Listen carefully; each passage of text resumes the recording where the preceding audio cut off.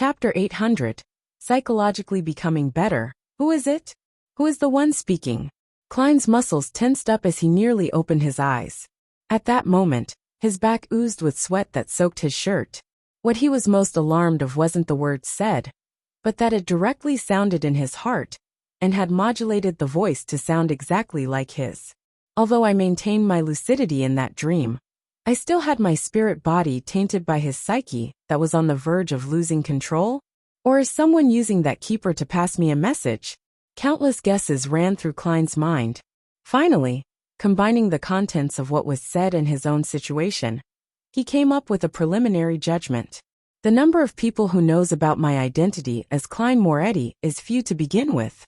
Likewise for those who know that Klein Moretti had once sworn an oath while touching a holy artifact. Furthermore, there's almost no intersection between the two. Mr. Azik had heard me mention the former matter before. But if he wants to give me any reminders, he can directly do it through a messenger. There's no need to use such a frightening method. Well, a Septon might know. After all, he's a snake of Mercury who represents fate. But by the same logic, he can directly contact me. Of course, I can eliminate the possibility that he suddenly had the thought of frightening me. I just thought in the afternoon about having a chance of becoming his godfather. The Antigonus family's notebook had corrupted the keeper, just like how it used the misfortune cloth puppet to deliver the symbol. But if it really is the Antigonus family's notebook, why didn't it just give me the potion formula directly? Or try negotiating with me to help in a notebook jailbreak? St. Samuel Cathedral is the headquarters of the Baclund Diocese, making it at a higher level than St. Selena Cathedral. That notebook shouldn't have the ability to do anything further. It should be securely sealed. Apart from them, there is only one entity who is aware of both matters, the Evernight Goddess. However, with the deity's pride, she has no need to pretend to act as a passerby to call me out with a polite and estranged tone. I'm in St. Samuel Cathedral, so all she needs to do is produce a revelation, and dozens of beyonders will appear to mow me down. And as a diocese headquarters, with sufficient preparation, they can probably disrupt traveling. Therefore, there's no need to go through so much trouble. There's still one more person who's aware of both matters. That's myself. Before planning my operation, I've actually considered the corresponding problem. Back then, my conclusion was that I didn't need to worry too much about it, because only after advancing to Faceless will some of the gray fog's powers enter the real world, allowing certain demigods to sense my uniqueness. Before this, only beyonders from the monster pathway could discover a tiny bit of my uniqueness, and back when I touched the holy sword and made that oath, I had yet to become a clown. Just because of the secret connection established from the oath, it made the goddess slowly sense something about me. It's been so long, and I haven't seen her take any action. That female angel, she should be an angel. She had even smiled at me when she wiped away Mr. A. Therefore, the goddess might be happy to see me take away the Antigonus family's notebook. Although I'm not sure of her motives, I can only accept it and subsequently think of ways to deal with it at my current level. This is ultimately safer than climbing the main peak of the Hornaces mountain range. Of course, that's built on the premise that the lady which wiped away Mr. A is an angel of the church. Although I had undergone all kinds of acting during the Faceless stage, and got to know myself well, I've consumed additional potions without completely digesting them. And marionettist requires every marionette to adhere to a specific persona. This also easily causes a personality dissociation. Also, to steal the Antigonus family's notebook and to act as Dwayne Dantes, I'm under immense stress. I am subconsciously wavering and am suspicious. In this state, the keeper's corrupted psyche of nearly losing control had agitated my spirit body, causing me to have a split personality. Just as Klein thought of this, the familiar yet unfamiliar voice resounded in his mind again. Your considerations are too idealized. All of your actions are fundamentally all thanks to luck. If that high-ranking deacon, Christet Sesamir, with the holy sword was here in Baclund to handle beyonder cases, can you guarantee that the holy sword wouldn't sense you when you are in the same cathedral? Both of you are linked by an oath. If Deacon Sesamir were to come, I'll abandon this plan. Besides, it's also not possible to avoid it ahead of time. I'll find an excuse or reason to be out of town for some time, Klein mumbled inwardly. Then, he heard the voice belonging to himself sound in his mind. This makes it a situation prone to too many accidents and unpredictable developments. Before coming to the cathedral, didn't you also not consider that the mere observation of spirit-body threads would result in a mutation? My nervousness back then was the anxiety that something happened beyond my expectations. However, as it's a mere observation without me making any direct contact, I didn't believe that there would be too great a problem. I should be more cautious in the future. Also, accidents and developments exist for everything. Who exactly are you? Klein closed his eyes as he pretended to focus on praying. The voice hesitated and said, I'm Klein. You are Zhoming. No, I'm Zhoming. You are Klein. Indeed. Klein felt his hair stand on end once again. He decided to leave St. Samuel Cathedral immediately, return home, and resolve the problem of his character dissociation. When the symptoms first appear, the situation is easier to resolve. Once the other personality stabilizes and becomes stronger, it will begin to snatch control of the body. I might even need external help when that happens. He opened his eyes and looked at Electra with a tranquil expression. I feel like I've calmed down. Ever since I got a mental illness, my mind is a lot better. As he spoke, Klein inwardly gave a self-deprecating comment. He enjoyed lampooning, partially because it was in his character to do so, and partially to enforce his personality. It was ultimately to remind himself who he was, so as not to lose himself to his acting. Bishop Electra smiled. May the goddess bless you. As he spoke, he took a cup of water from a priest's hand and passed it to Dwayne Dantes. Without any explanation needed, Klein knew that it was holy water. He often drank it in the past. Hence, hiding his anxiety, he received it in a composed manner and downed it. A refreshing feeling slushed down his throat, jolting his mind as he became a lot more awake. Even the voice in his mind weakened. This has the effect of placating the spirit body. The church does view Dwayne Dantes with great importance. Of course, this is created by their beyonders. As Klein nodded at Bishop Electra, he drew the sign of the Crimson Moon, and stately walked to the altar and donated £50 into the donation box. After doing everything, he led Richardson and left the cathedral, riding the carriage back to Buckland Street. On his trip back, he didn't feed the pigeons, because an ordinary person who had just encountered something would hardly have the peace of mind to do so. After returning home, the silent Klein used the excuse of an afternoon nap to dismiss his servants. In his master bedroom's bathroom, he took 4 steps counterclockwise and headed above the gray fog. Passing through the roars and ravings, he didn't feel his body be purified. He was increasingly certain that the voice in his mind originated from himself. It was a result of being corrupted and agitated, causing a character dissociation.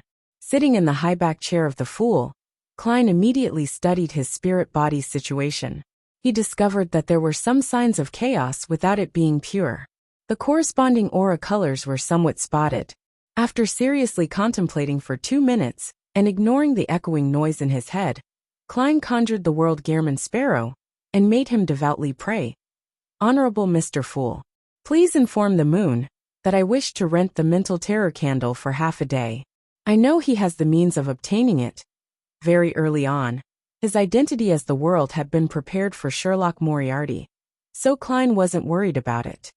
South of the bridge Harvest Church, Emlyn White, who was anticipating his obtaining of Lilith's ring in the evening, suddenly saw the endless gray fog and heard the world. Alarmed, he muttered in silence, how does he know that I can get the mental terror candle? Chapter 801. Plea. After a brief moment of stupefaction, Emlyn couldn't help but look around. He suspected that the world was lurking around him, as though he was one of the nearby believers.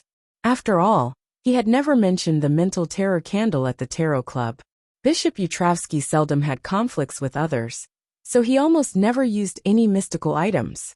If it wasn't because Emlyn had been planted with a psychological cue to frequently head to the Harvest Church and received the heads-up from Sherlock Moriarty, he wouldn't have asked the bishop and learned of the existence of the mental terror candle. At that instant, everyone looked like the world to Emlyn, be it the plump middle-aged man, the granny with a gray headscarf, or the fashionable beauty. He felt that all of them looked like they had something similar to the world. No, I must figure it out. He's actually so aware of my surroundings. I haven't mentioned certain things, even while in front of Mr. Fool. Emlyn was left in utter shock, as he stood up and walked to the clergyman's break room at the back. In a quiet and empty environment, he replied, "Honorable Mr. Fool, I wish to directly communicate with the world." In less than 10 seconds, Emlyn saw a dark red glow surge forward like a tidal wave and devour him. Then, he found himself back above the gray fog. He was inside the majestic palace, and was seated at his seat. And at the other end of the mottled table was the blurry figure of the world, who was waiting for him. Compared to before, Emlyn had changed tremendously. He wasn't in a rush to speak to the world, and he instead bowed to Mr. Fool, who was leisurely watching at the other end of the table, before looking at his target. "How did you know that I can get the mental terror candle?" "Under Klein's control," the world said with a hoarse laugh. "We might have met before." He didn't speak further, and only mentioned the key point. As for whether Emlyn could figure out the situation, that wasn't his problem. Of course, Klein believed that Emlyn lacked the ability to connect the world to Sherlock Moriarty, since he lacked the necessary clues. Emlyn frowned bit by bit as he had a few targets of suspicion, but he wasn't able to determine who was the world. "Believe me, I have no ill intentions towards the members of the Tarot Club," the world added when he saw Emlyn in a state of prolonged silence. "Ha! There will be a day when I'll find you," Emlyn silently muttered to himself as he asked, "What are you going to do with the mental terror candle? I need to have a substantial reason to borrow such a mystical item." Klein controlled his urge to rub his temples as he made the world turn solemn and say, "To treat my psychological problems."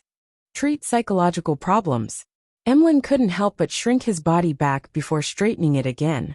Looking back at the world, his eyes clearly indicated that the world really was a dangerous lunatic. The mental terror candle does have such effects. Emlyn thought for a moment and said, "I can only borrow it for half a day. There wouldn't be any problems, right?" Klein held back the horror and pleas that were running through his mind as he controlled the world to answer, "No problem." If the mental terror candle was effective, Klein could finish the problem in 15 minutes. If it wasn't of any use, it would be the same even if he possessed it for days or months. Therefore, the rental duration wasn't critical. He didn't mind such restrictions at all. Emlyn did a count and said, "The rental fee will cost £300, as well as 5 pages of Beyonder Powers in Lamino's travels." He decided to outsource half of the debt he had. 5 pages? How many pages did this fellow use? As Klein lampooned, he made the world reply, "That wouldn't be an issue." After closing the deal, Emlyn immediately returned to the real world and walked into the Harvest Church's break room for the clergyman. Casting his gaze to the side of the altar and waiting for Bishop Utravsky to finish talking to the believers, Emlyn suddenly fell into a dilemma. Although he sounded confident in front of the world, he had never tried borrowing similar items from the bishop. He had no idea what kind of attitude the bishop would have. As his gaze darted around, Emlyn subconsciously surveyed the tiny prayer hall. "I've helped Father rescue many commoners who were infected by the plague, and have been teaching those who wish to learn about herbs. I've made the faith of Mother Earth spread quite significantly in this borough.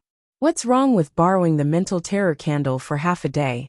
Emlyn raised his chin and walked to Bishop Utravsky, who he needed to look up at, and cleared his throat. "I have a friend that has a psychological problem. I wish to borrow the mental terror candle." He didn't directly mention his contributions, because his pride didn't permit him to do so. Utravsky looked down at the priest-robed Emlyn and smiled warmly. "Okay, that's it?" Emlyn was stunned, finding it unbelievable that the bishop would agree so easily. He didn't immediately accept it as he couldn't help but ask, "Aren't you afraid that I'll lose the candle?" Utravsky replied with a smile, "Everyone and every item has its end. They will all return to the earth, buried deep within the soil and sprout, grow and bloom, one incarnation after another. That is the fate of all entities. If the mental terror candle is lost, it just means that my connection with it has come to an end. I will need to patiently await the arrangements that fate and mother have for me. Whether the mental terror candle is lost depends on fate, but whether I end up being killed by you is also fate. Emlyn lampooned without asking further. He received the strange candle from the half-giant bishop. Following that, he used the excuse of needing to treat his friend to leave the Harvest Church.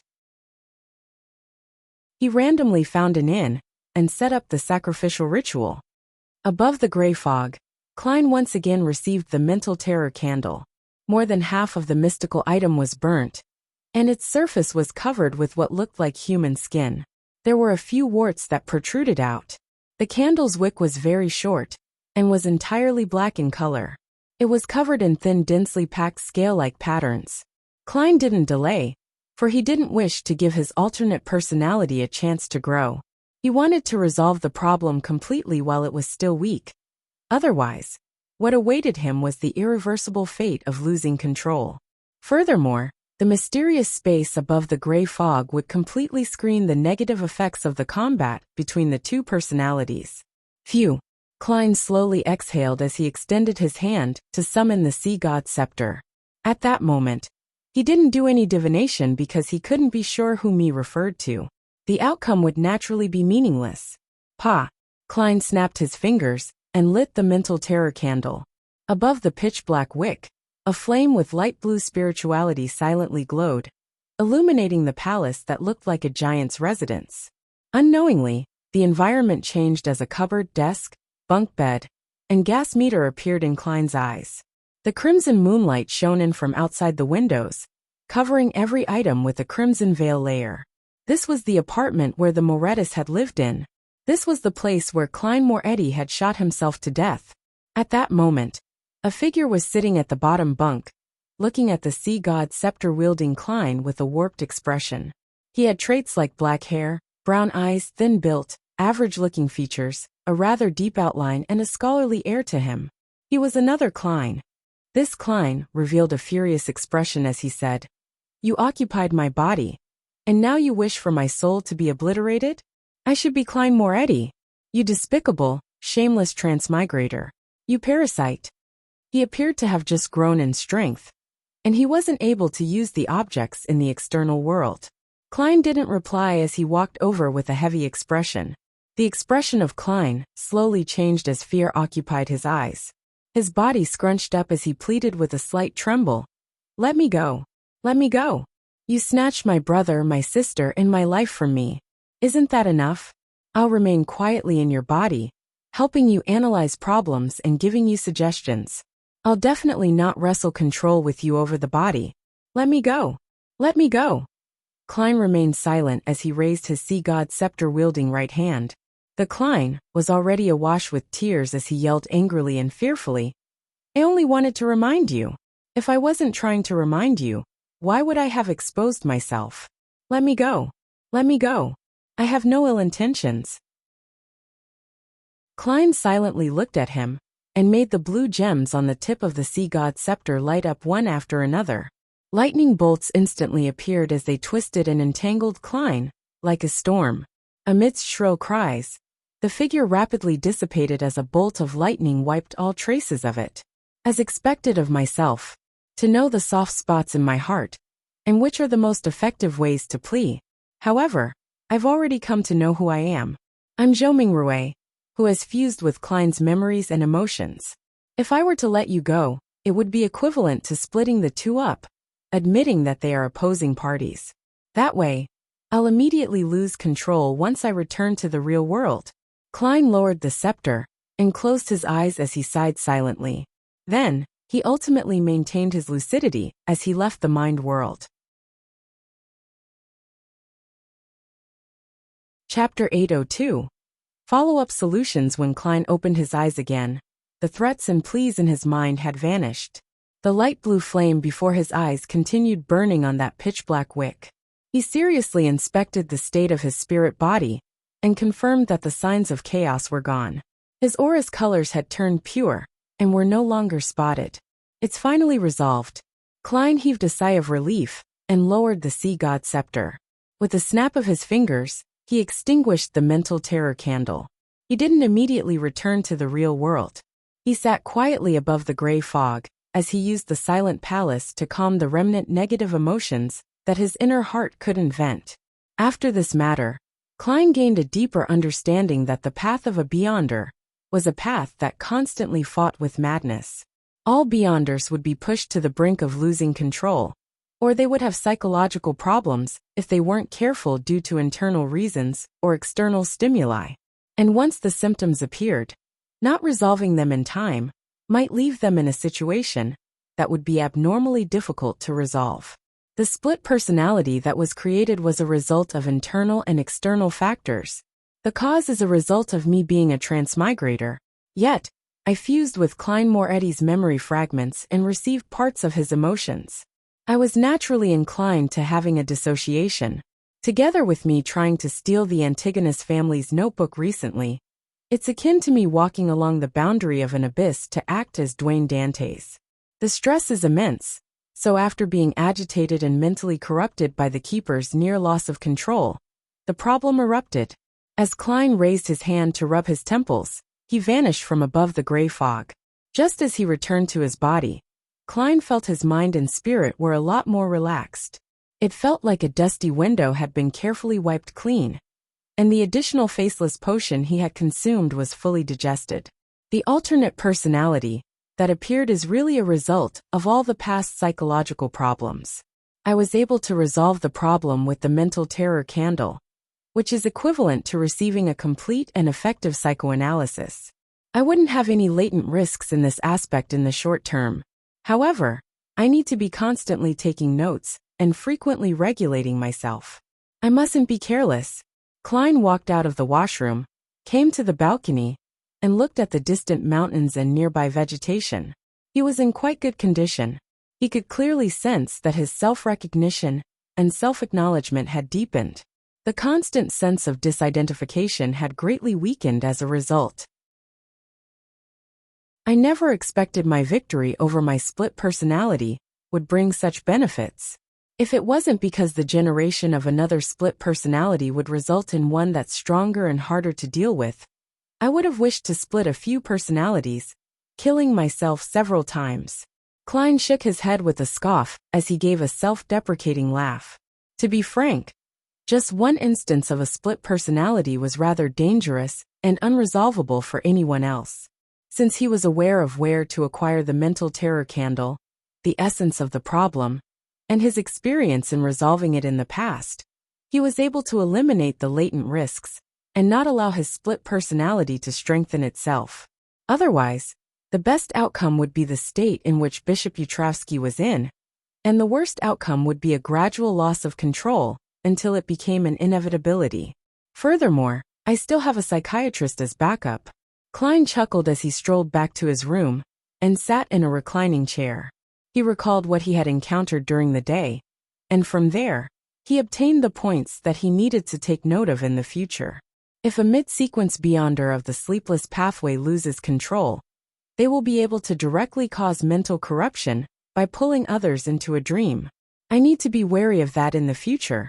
Before becoming a high-sequence Beyonder, the rampagers of most pathways aren't capable of doing this. Often, they will mutate into monsters and use the corresponding Beyonder powers to control or attack their targets. It's difficult for them to transmit their corruption. Apart from the mid-sequence Beyonders from the sleepless pathway, the spectator pathway should be capable of doing so as well. When faced with similar enemies, not rushing to wipe them out would really result in a situation where you have no way of defending yourself. Also, although I'm aware of the Keeper's conditions and have figured out their relationship with the core seal, the corresponding problems have arisen.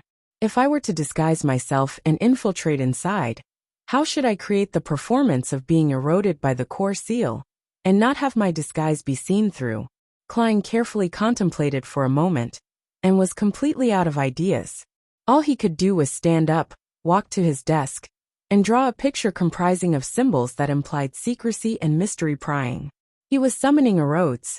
The full-body mirror in the master bedroom suddenly undulated with invisible waves as silver light appeared.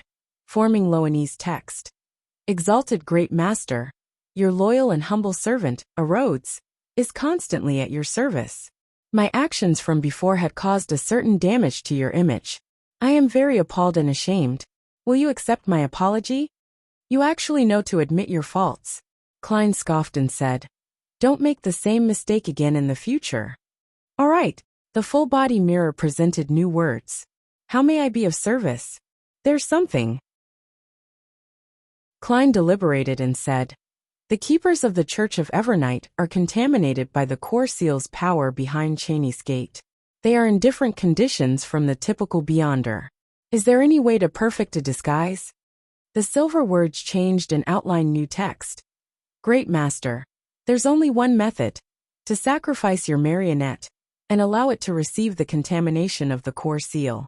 It will gradually change and become identical to the keepers. Then, you can hold it in your body to fool the core seal. That actually works. It's an idea. However, a marionette that's made from a Sequence 5 Wraith can't be bought with money. I really need to pay an extremely high price to obtain the high sequence potion formulas and ingredients. Klein thought and said, then, how do I get the marionette to receive the core seal's contamination?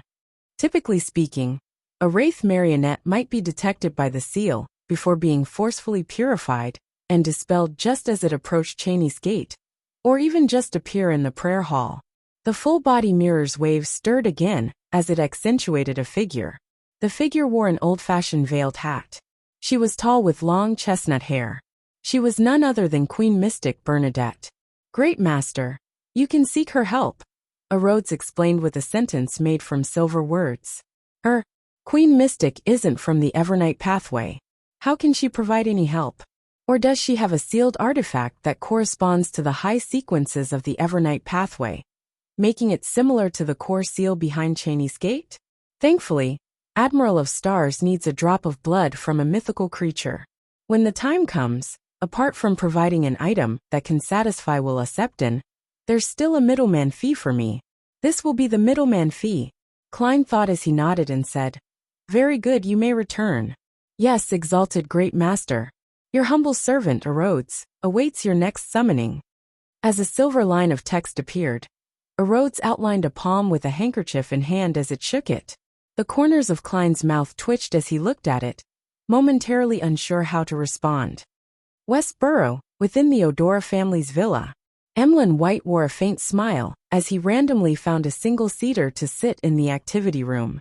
Diagonally across him, another sanguine baron, Russ Bathory, was holding a wine cup filled with blood. He was observing him with narrowed eyes, without concealing his disgust and hatred. Russ Bathory had not only been injured during the hunt for the first primordial moon believer, but he also had Emlyn steal away his spoils of war. Such an act from you will only please me. Emlyn chuckled inwardly as he turned his head to look at Cosme Odora, who had just entered. He waited for the Baron to declare the results and reward him.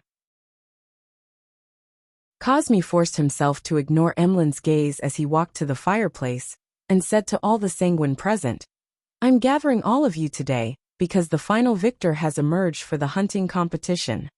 Who is it? The sanguines looked around as they exchanged looks, guessing at who could have clinched victory. Most of their gazes landed on Russ Bathory, with no one believing that it could be Emlyn White. Only Russ Bathory had a hunch as he looked in surprise at the darn fellow. Cosme secretly sighed and said, Emlyn White has already hunted 3 targets, automatically clinching victory. What? A young sanguine blurted out in disbelief. The sanguine was a race with fewer members than humans. In Backland, they were all part of a smaller community. Therefore, they weren't unfamiliar with each other. Everyone knew what kind of sanguine Emlyn was.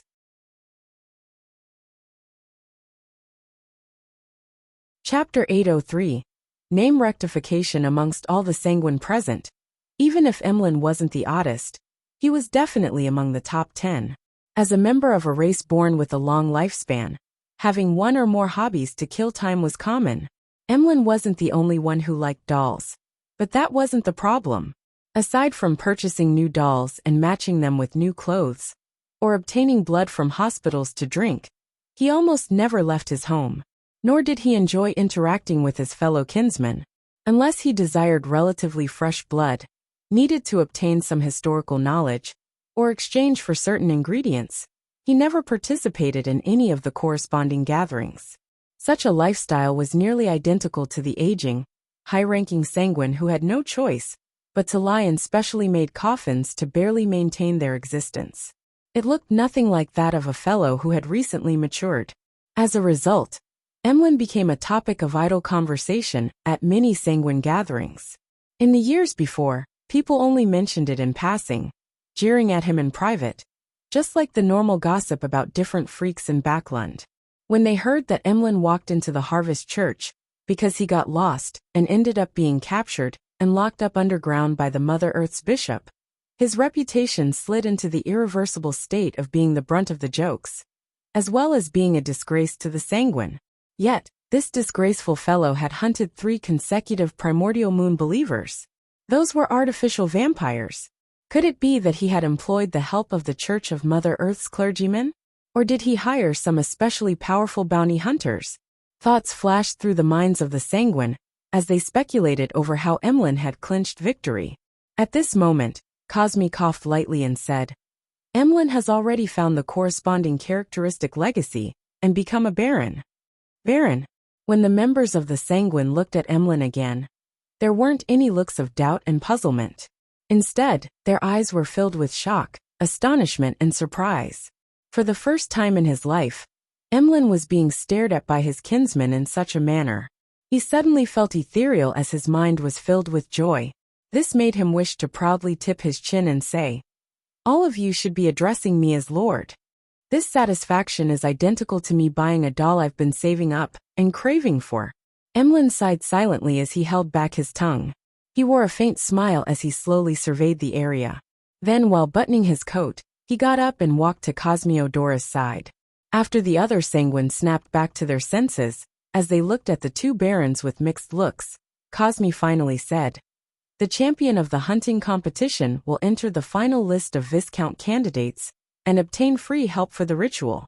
In addition, he will also receive a ring created by the ancestor." As he spoke, Cosme took out a silver jewelry box engraved with complicated patterns. Snapping it open, he showed it to all the sanguine present. It was a translucent ring that seemed to be made of light red amber. It had a blood-red gem embedded in it. It was the size of a fingernail, and it emitted a faint glow. It's called Lilith's ring. It allows the wearer to be even more charming and always be in the optimal state of being under the full moon. Cosme gave a rough introduction. It can also make the surroundings be under the effect of a full moon. Hence, the corresponding beyonder powers will be greatly enhanced. At the same time, it can also project a door that leads deep into the spirit world. Cosme paused and added, "This door is the door of summoning. It can let creatures deep in the spirit world use it to arrive in the real world. However, it can only be used once in a fixed amount of time. When spirit world creatures pass through their door, it's equivalent to signing a corresponding contract with the wearer. They will serve the wearer for a specific amount of time, possibly around 5 minutes.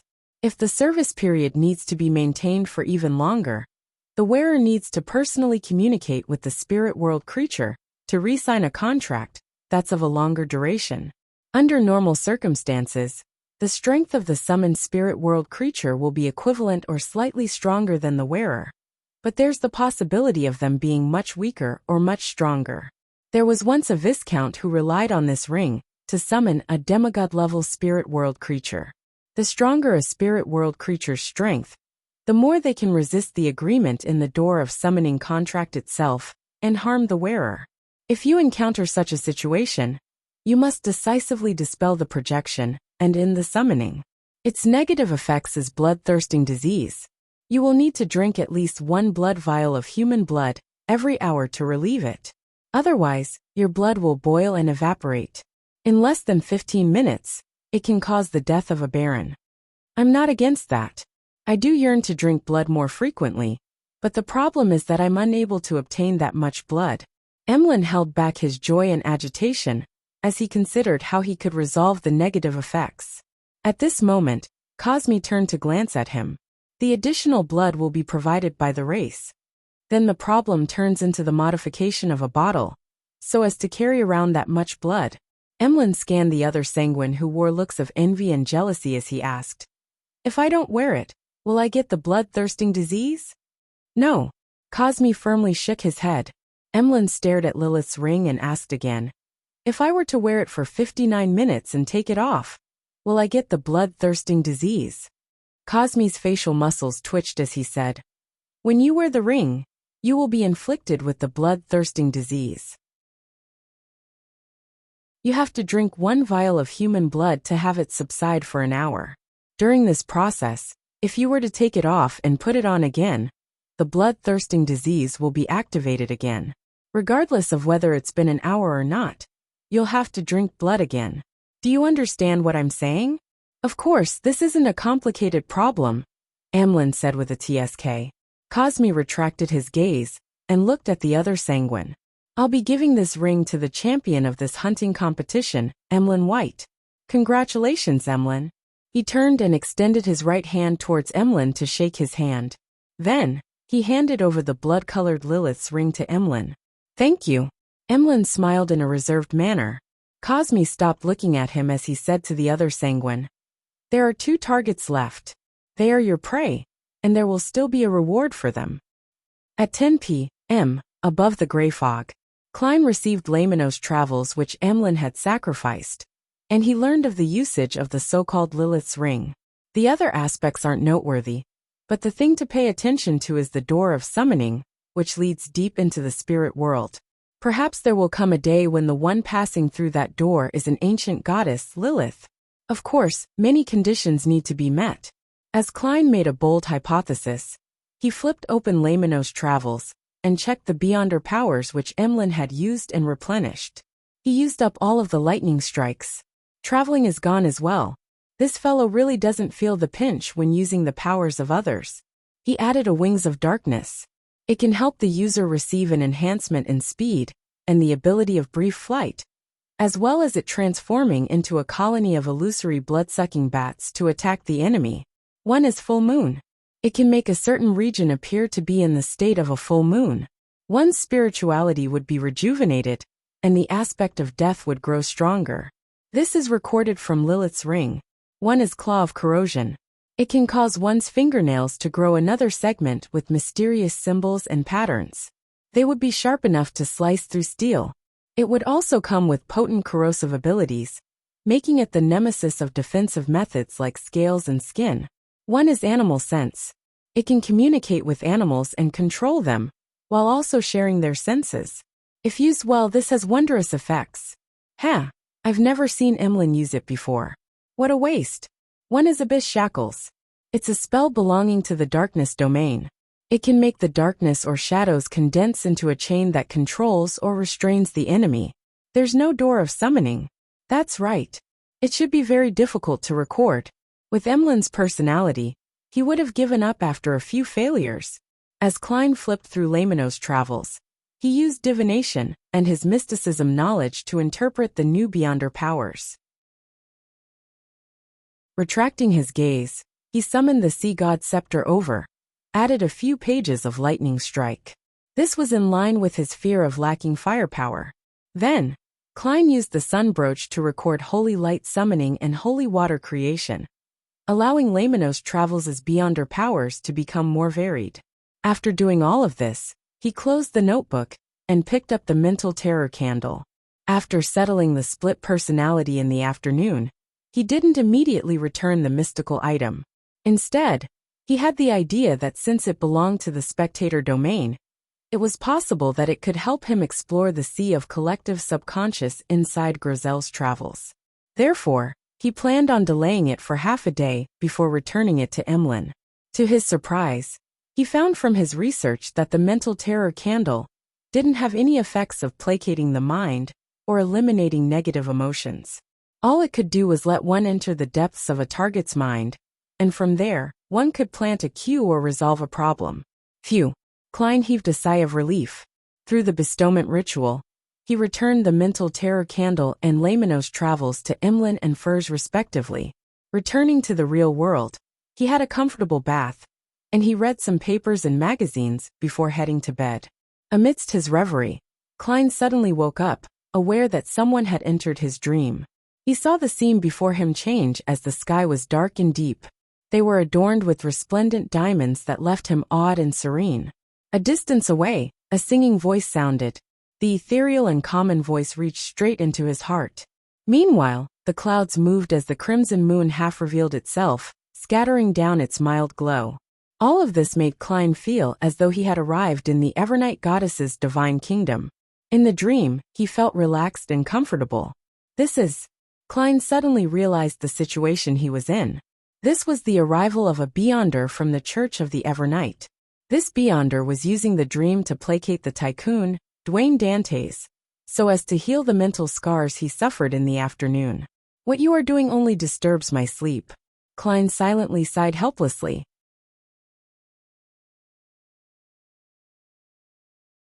Chapter 804. Archaeological Team. As he sighed, Klein indulged himself by relaxing like an ordinary person enjoying a rare instance of serenity and comfort in his dream. After about 15 minutes, he finally waited to the point when the church's Beyonder that was sent to placate him had left. Finally, I can sleep in peace. Klein planned on opening his eyes out of habit before falling asleep again. But he realized that once he wasn't on high alert and on guard, the remnant sense of tranquility in his dream would allow him to directly fall into a deep slumber. That night, the quality of his sleep was extremely good, and he only managed to wake up at daybreak. Outside, the sun had just peeked out over the horizon, while the moon remained shining in the sky, and there was a slight howl from the winds. Klein lazily dazed in bed for nearly 10 minutes before picking up the golden pocket watch by his bedside table and snapping it open. It's not even 6:30. Should I roll over and continue sleeping, or should I wake up? Klein observed his physical condition and found his mind clear and brimming with energy. He didn't have any hint of feeling lethargic, so he decided to get out of bed to wash up before walking to his balcony to take a look at the orange vista. In this season, due to the wind, Backlund didn't have thick smog. Together with the environmental measures put into place over the past few months, the skies were often blue, and the air fresh. The gardeners were already busy in the garden, and the parlor maid and handymen were heading to the market. Other than them, the surroundings were calm and peaceful. This invigorated Klein, as he temporarily forgot all his troubles. He felt that the world belonged to him at that moment. With a faint smile, he silently enjoyed the scenery. In the next 15 minutes, servants would walk out from the surrounding houses in pairs or threes. They were either holding baskets or leading horses. The entire borough seemed to come to life as the sunlight grew brighter. This is what life should be like. Klein silently sighed as he had the sudden urge to take a stroll. He turned around and left the balcony and walked to the door. Outside the master bedroom, Richardson was already waiting outside.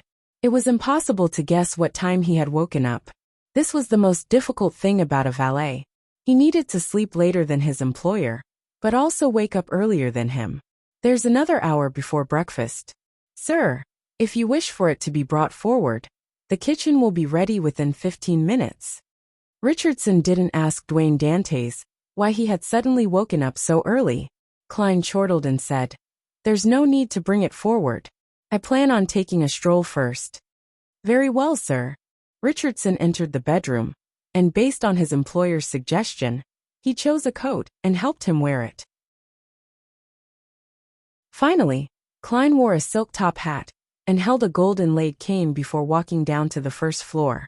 Leaving the residence, he strolled down the street that was lined with Intis parasol trees and black street lamps until he reached the other end. Along the way, each residence's garden emanated a faint fragrance as the green leaves of the trees created a sense of tranquility from high above. Pedestrians were in pairs or threes in what seemed like a sparse street. The occasional carriage that drove by would break the silence before quickly leaving. Klein enjoyed the morning, taking in the pleasantness of waking up early. He felt that the negative emotions from yesterday were evaporating bit by bit and vanishing. Beyonders need to learn how to create conditions for themselves to regulate their moods. By taking this stroll, the bishops at St. Samuel Cathedral will likely know that Dwayne Dantes has completely recovered. They won't disturb my sleep in the middle of the night. As Klein's thoughts wandered, his gaze swept past 39 Buckland Street. It was Member of Parliament Mock's residence. Its external perimeter was in the form of sharp iron rods, allowing passers-by to appreciate the beauty of the garden within through the gaps. While moving his gaze away, Klein saw a familiar figure. It was Hazel with her long black-green hair and dark brown eyes. This beautiful and proud lady was strolling through the garden's trails with her maid, looking around from time to time. She woke up early as well. Her quality of sleep is excellent, because she doesn't need to head down the sewers in the middle of the night? Klein lampooned, and retracted his gaze as he continued proceeding forward. Glancing at Richardson, who was silently following behind him, Klein suddenly thought of the news reports, magazine articles, and novels he had recently read about the southern continent. He consciously kept up with the content of that region, because that would flesh out his persona as Dwayne Dantes. After all, a lot of what he knew about the southern continent stemmed from the pirates, adventurers, and the Fog Sea's strongest hunter, Anderson. He had no idea if they were exaggerated or fabricated. The information I've read recently, and in the past, were about people who struck it rich in the southern continent before returning, or had just decided to stay there. This makes Backland residents believe that there's gold everywhere in the southern continent, and that there are opportunities to strike it rich. Even common wood and sap can be used for many things, allowing one to exchange for plenty of pounds. That's why the kingdom frequently goes to war with countries like Fasak and Intis to vie for the colonial lands. If not for the commoners' inability to save up for the ferry tickets, or dare to smuggle themselves there, I'm sure a large number of people would swarm it. As Klein's thoughts whirred, he casually asked his valet, "What's your impression of the southern continent?" He remembered that Richardson was born in a manor over there. He had only been brought to Backland when he was an adult.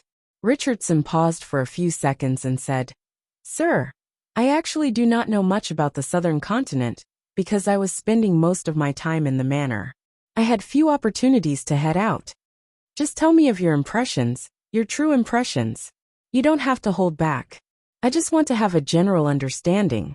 As you know, they all believe me to be an expert of the southern continent, but in fact, my experiences are only limited to a few places and merchants," Klein said with a chuckle.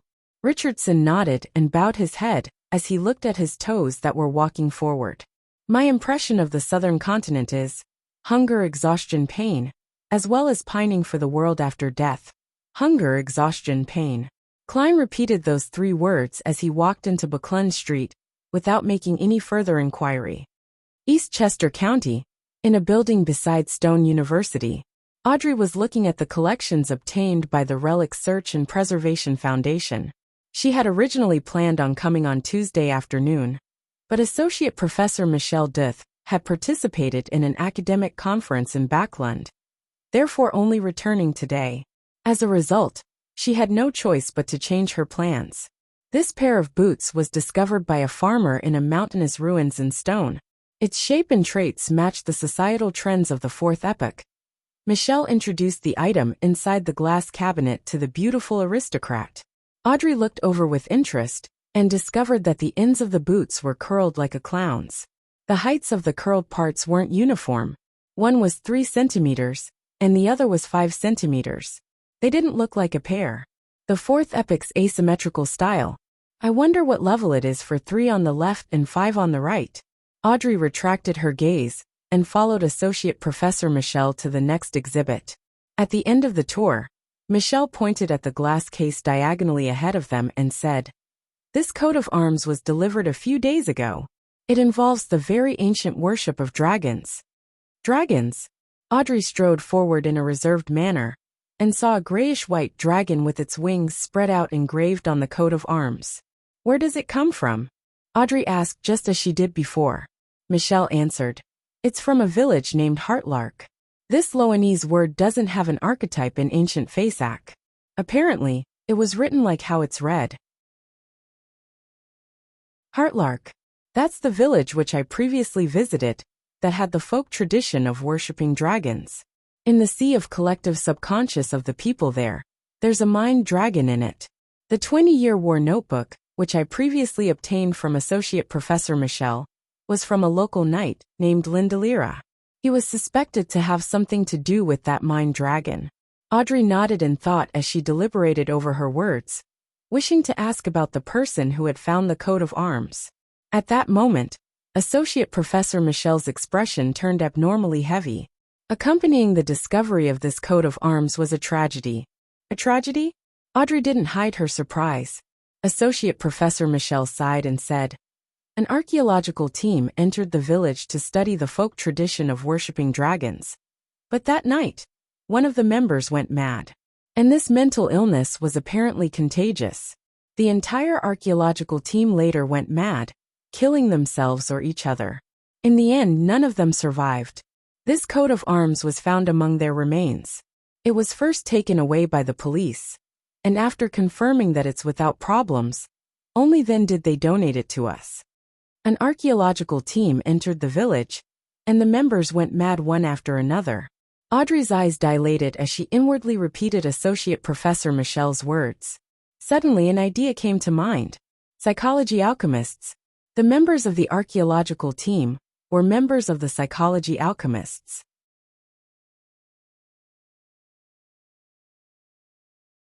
Chapter 805. Meeting up inside the building of the Relic Search and Preservation Foundation, Audrey, whose thoughts were undergoing an upheaval, blinked. She took note of her body language and expressions as she drew a crimson moon on her chest in a half-genuine manner. She said with a sigh, "What a tragedy. I hope that their spirits can rest in peace." The reason she had guessed that the archaeological team had comprised of members of the psychology alchemists was that she had previously received a mission to help the organization obtain a notebook related to the 20-year war from Associate Professor Michel. And this notebook belonged to the knight from Heartlark Village, Lindelira. Back then, Audrey had made a request to Mr. Fool and relied on magic mirror divination to determine the origins of the notebook. She discovered that it was deeply connected to the village that worshipped dragons. As she knew ahead of time that there was a mind dragon hiding within the sea of collective subconscious, she ultimately chose to hand over the notebook to the psychology alchemists in consideration of her lacking sequence and strength.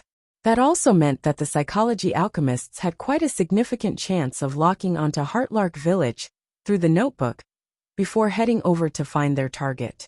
Another factor that Audrey used in her judgment was the strange mental illness that the archaeological team suffered. It had spread like a plague, causing the people to go mad in batches. In the real world, there was a probability that mental illnesses were hereditary, but it was almost impossible to be contagious.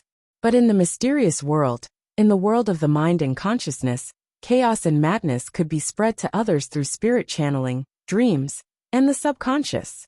And hidden in Heartlark Village was a mind dragon that had lived for years. The psychology alchemists had found Heartlark Village through the notebook, and the threatened mind dragon used this ingenious method to spread mental corruption? He might have achieved this through the sea of collective subconscious.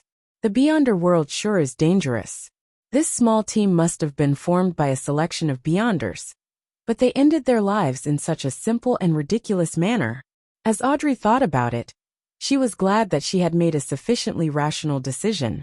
She hadn't willfully used the knight's notebook to explore Heartlark Village. Otherwise, there would probably have been an addition name to the list of members who went mad. Thanks to Mr. Fool. Thanks to the other members of the Tarot Club. Thanks to Kalangos who previously infiltrated in disguise. They allowed me to still recognize the hidden dangers, despite my lack of actual experience in the domain of mysticism. It made me sufficiently cautious. Audrey silently thought in gratitude. At that moment, her recalling her performance when she first joined the Tarot Club had made her wish to bury her head in her pillows to roar at herself. Audrey, you were that naive and immature back then. Thankfully you met Mr. Fool. If it were any other secret existence, you would have long gone mad or turned into a monster. Mr. Fool is such a nice man. No, such a nice orthodox god. By the side, Associate Professor Michel noticed that Audrey had been silent. He said with a heavy nod, "Yes, it truly is a tragedy that strikes one with fear. I only wish that the government has already handled the matter and prevented the contagious mental illness from becoming a plague. Don't worry, unless that mind dragon loses control and plans to challenge the three churches, there won't be any more victims of that mental illness. Audrey replied silently. From her point of view, the official Beyonders had already taken on the case. After all, a contagious mental illness was definitely going to be under the purview of the official Beyonders. Therefore, the dragon coat of arms in the glass case must have been determined to be fine before being donated to the foundation. The police department didn't have such authority, while Audrey felt pity for the archaeological team, who were suspected to be psychology alchemists members. As though she had experienced the tragedy for herself, she was curious if the mind dragon remained in the vicinity of Heartlark Village. To hide in the sea of collective subconscious, with one's actual body, would probably make it difficult to be discovered. However, the three churches have a long history. In the fourth epoch, or even earlier, they must have had bouts with mind dragons. So perhaps they have the corresponding records about it. Besides, the psychology alchemists is in control of the spectator pathway and has the existence of high-sequence Beyonders. Their comprehension of the sea of collective subconscious can't be much weaker than the mind dragons. After suffering a terrible failure due to the lack of information, they will definitely send a very powerful team. Although that mind dragon was stronger than what the psychology alchemists expected, it probably wouldn't stay there to be discovered. It should have left. Audrey made an inference based on what she knew. She didn't have any thoughts of visiting Heartlark Village to figure out the truth, because she long knew that the present her lacked the strength to deal with the mind dragon. Her only intentions were to mention the matter at the next tarot club, and see if the other members could provide any feedback or any valuable knowledge. For example, it might be that the mind dragon had entered the sea of collective subconscious because of the local worship of dragons, or it could be that the mind dragon's inhabitation of the sea of collective subconscious caused the villagers to dream of it, thus being subconsciously influenced and having the tradition of worshipping the dragon. On Friday afternoon, Klein received the invitation list for the ball tomorrow. He began to seriously memorize the topics he needed to discuss with different guests. When meeting Member of Parliament mocked, "I need to make remarks about the recent good air in Backlund, and make a few jokes about the Lone Kingdom Imperial Science Institute." As Klein memorized each line, he suddenly heard stacked illusory pleas. "A man. Based on how long it's been, it's most likely Mr. Hanged Man." In thought, Klein put down the piece of paper in his hand and gulped down a mouthful of black tea before leaving the half-open room with the big balcony to head for the master bedroom's bathroom. He took 4 steps counterclockwise and went above the gray fog, and he discovered that it was indeed the Hanged Man. This man had requested the Honorable Fool to inform the world that he had arrived at the capital of the Rorstad Archipelago, City of Generosity biome. He could head for the primitive island in 2 days after he replenished his supplies. He wanted the world to begin preparations so that they could meet in time. He also indicated that if he lacked the means to head for the primitive, he could arrange for the world to secretly board the Blue Avenger.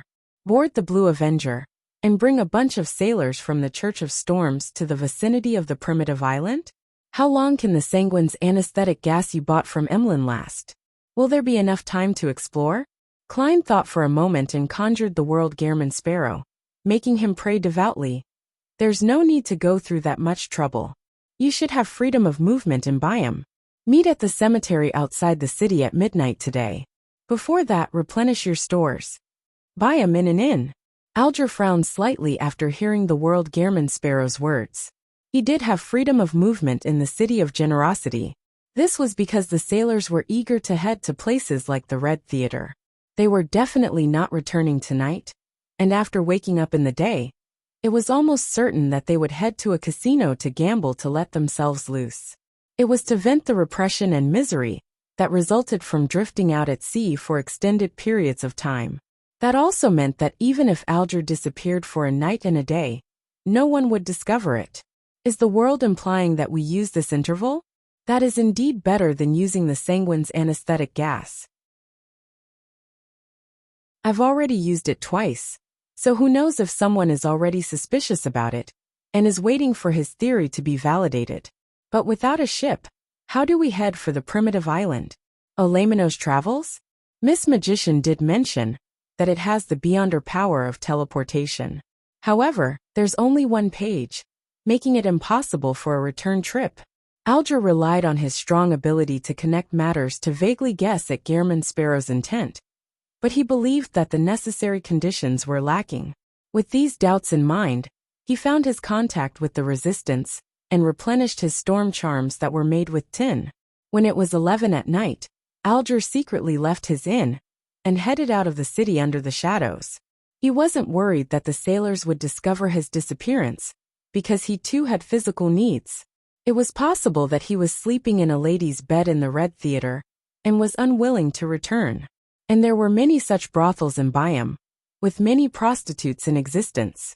It was impossible to say that there was something wrong with him, because he wasn't at the Red Theater. Once he left Byam, Alger walked on a narrow road where horse carriages couldn't pass, as he headed for the mountainside of the mountain range beside the sea. Suddenly, his gaze froze as he noticed something. Under the crimson moonlight's illumination, the mountain that originally existed had vanished, and the area underneath, such as the piled stones, vegetation and terrain, changed almost completely. Alger had come from the Resistance's private harbor earlier. He hadn't managed to pay close attention to the mountain. Hence, he only noticed the abnormality at that moment. The mountain collapsed. It actually collapsed? Right. It was previously mentioned in the papers that Byam encountered a shallow earthquake, with its might being focused in the mountain range outside the city. Also, the church's deacon said that Gehrman Sparrow nearly destroyed Byam, and that matter had demigods involved. Both of them occurred during the same period. Could it be caused by Gehrman Sparrow? He instigated a demigod-level battle, and he managed to successfully escape while killing Admiral of Blood? Alger's pupils dilated as his footsteps slowed down to a halt. He suddenly understood why the Church of Storms had placed great importance on Gehrman Sparrow, and why he had a bounty worth as much as 50,000 pounds. In the undamaged cemetery up ahead, a cold wind blew across it, and towards Alger in the silent night. It made him tremble involuntarily. At that moment, Alger's heart stirred as he turned his head to look right. Underneath a giant tree, a figure quickly outlined itself in the shade.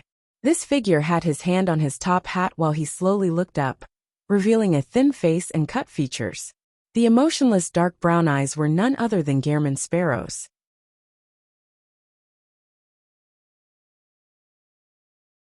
Chapter 806.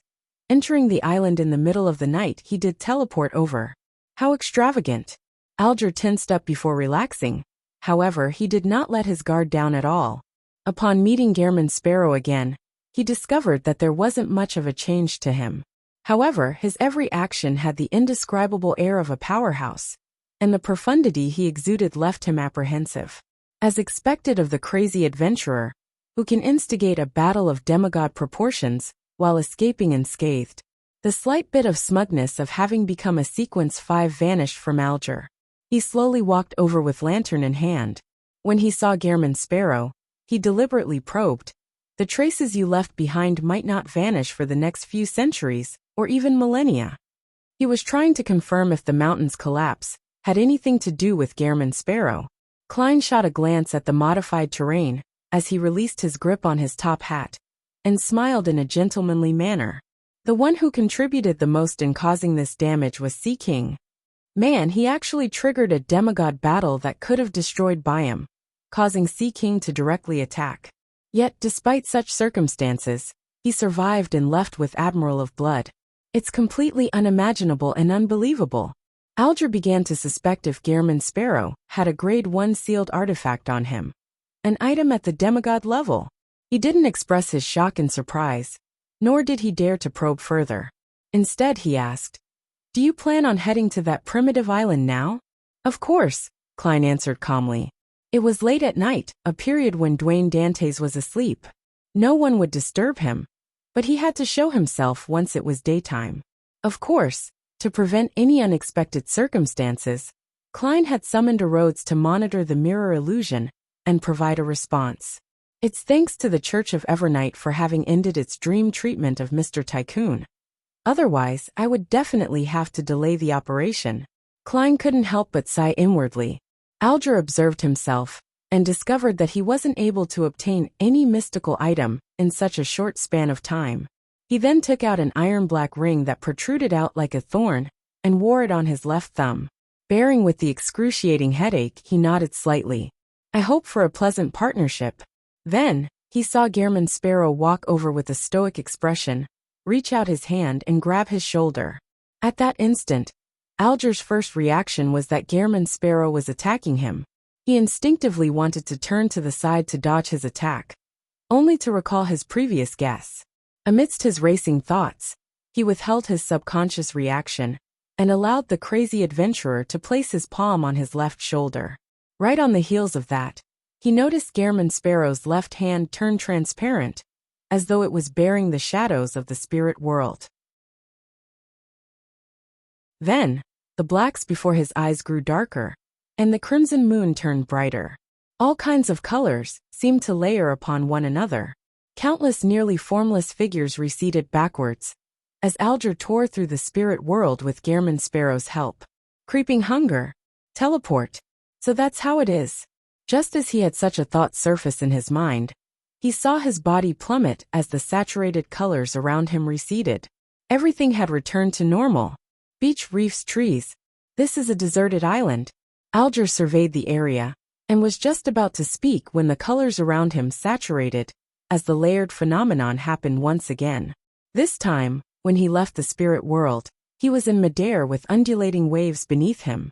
Although Alger had never worked with Gehrman Sparrow in actual combat before, the experience him immediately created a spiraling wind and allowed them to float. It was a tacit display of teamwork. Hence, the teleportation triggered successfully once again as Alger's and Gehrman Sparrow's figures rapidly phased away.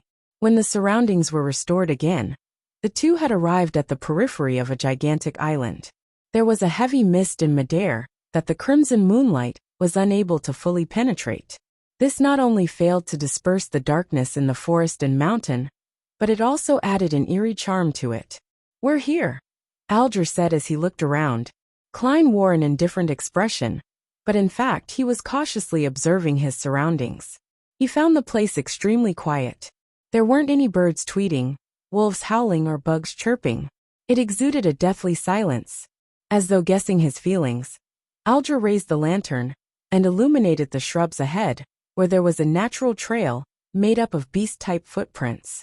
He said, "If you come in the day, it will be quite a lively sight. You will even see birds that only exists in myths fly in the forest. But at night the power that rules this place will change. Many beyonder creatures will hide as they await daybreak. Mr. Hanged Man has come here more than once.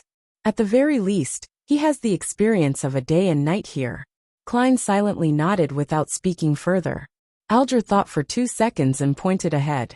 "If we follow this trail and enter the dark forest all the way to the end, we will arrive at that ancient ruins of unknown age. On the way, we can hunt the beyonder creatures that we encounter and are able to deal with. If it's killed independently, the corresponding ingredients will belong to the killer. Those we jointly killed will be held in your custody. When we leave this place, we can take turns to choose. We will determine the owner based on our contribution, to decide who has the priority to choose, as well as the number of priority choices." Instead of being in a rush to take action, he first made clear the route and the plan to split the loot. It was to prevent any conflict that would result from the exploration. "To let me have custody of the loot we receive from a joint kill. Mr. Hanged Man is being very sincere." Klein raised his right hand and pressed down his half-top hat and chuckled. "No problem." Alger heaved a sigh of relief and continued. "Our main goal is to explore that ancient ruins. The spoils we obtain along the way are supplementary. Once we finish the exploration, it's best we leave immediately without heading to the other zones or taking other paths. As for anything in the future, it's up to you to decide when and where you would like to explore." Alger emphasized this matter because he was afraid of Gehrman Sparrow's greed. After all, beyonders were not perpetual machines. There was bound to be a point when they were exhausted. After a round of explorations, they were bound to be close to their limits. If they were to force themselves to hunt beyonder creatures in other zones, perhaps the identities of hunter and prey would switch. Even if the crazy adventurer was very powerful and unafraid of such danger, to be in a state of drained spirituality would trigger signs of losing control. Do you think I'm not sharing the same thoughts as you? I'm the one worried that you'd be the one who's overly greedy, rashly proceeding deeper just to obtain more. Klein smiled and said, I'm a polite person. Polite? Alger was a little puzzled by Gehrman Sparrow's choice of words. The corners of Klein's mouth curled as his expression turned darker in the darkness. When visiting someone's place for the first time, overstaying would be impolite. This fellow's train of thought and logical behavior is completely different from that of a normal person's. As expected of a crazy adventurer, Alger was first taken aback before he raised the lantern and took a step forward in the dim red shadows. Let's set off. Klein allowed his hands to naturally droop down as he walked beside Alger like he was on a hike. The two quickly entered the dark forest that had nearly zero moonlight shining in. They saw that the trees were thick and tall with luxuriant leaves. Even the smallest trees were thicker than the span of a person's arm. And the trait they all had in common was that the bark appeared scaly. They were densely packed together, as though they would come to life or squirm at any moment. It's like a mutated Drago tree. A snake-scaled tree? Klein retracted his gaze and noticed the weeds at his feet that didn't seem problematic. None of them spoke as they maintained a state of abnormal silence. They didn't wish to say anything to eliminate the awkwardness, just because it was too quiet. As they walked, the duo saw the distribution of trees ahead turn sparser thanks to the lantern's light. Thump, thump, thump. A dull knocking sound echoed through the area. As Alger and Gehrman approached, it became clearer and more obvious. When the duo entered the sparse area, the lantern's light finally revealed hunched or prostrate figures.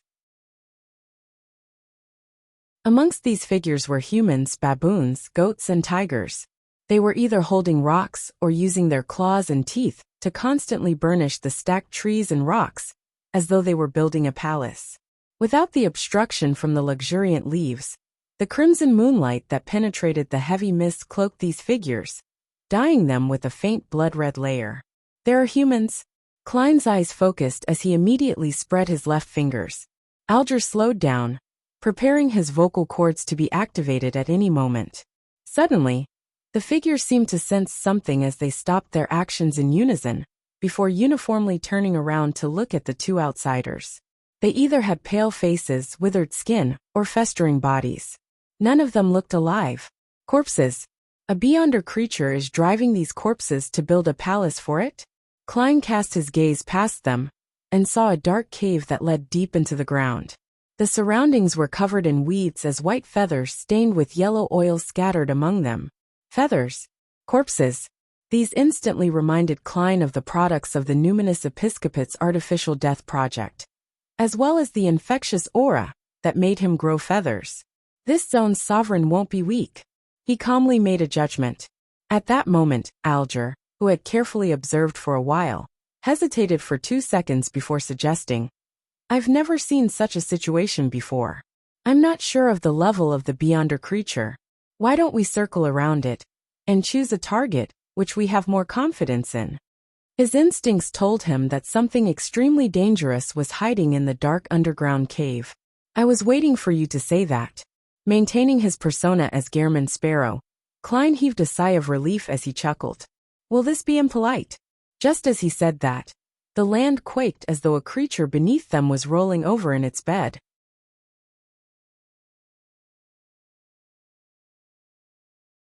Chapter 807. Mediocre luck. Sensing the land quake, Alger's heart tightened as he glanced at Gehrman Sparrow, using his actions to replace his words. The sound of wind howled beside him, allowing him to run more easily and quickly to the side. The reason why Alger had done so was because he was worried that Gehrman Sparrow would suddenly go mad and decide to hunt the terrifying creature inside the dark underground cave.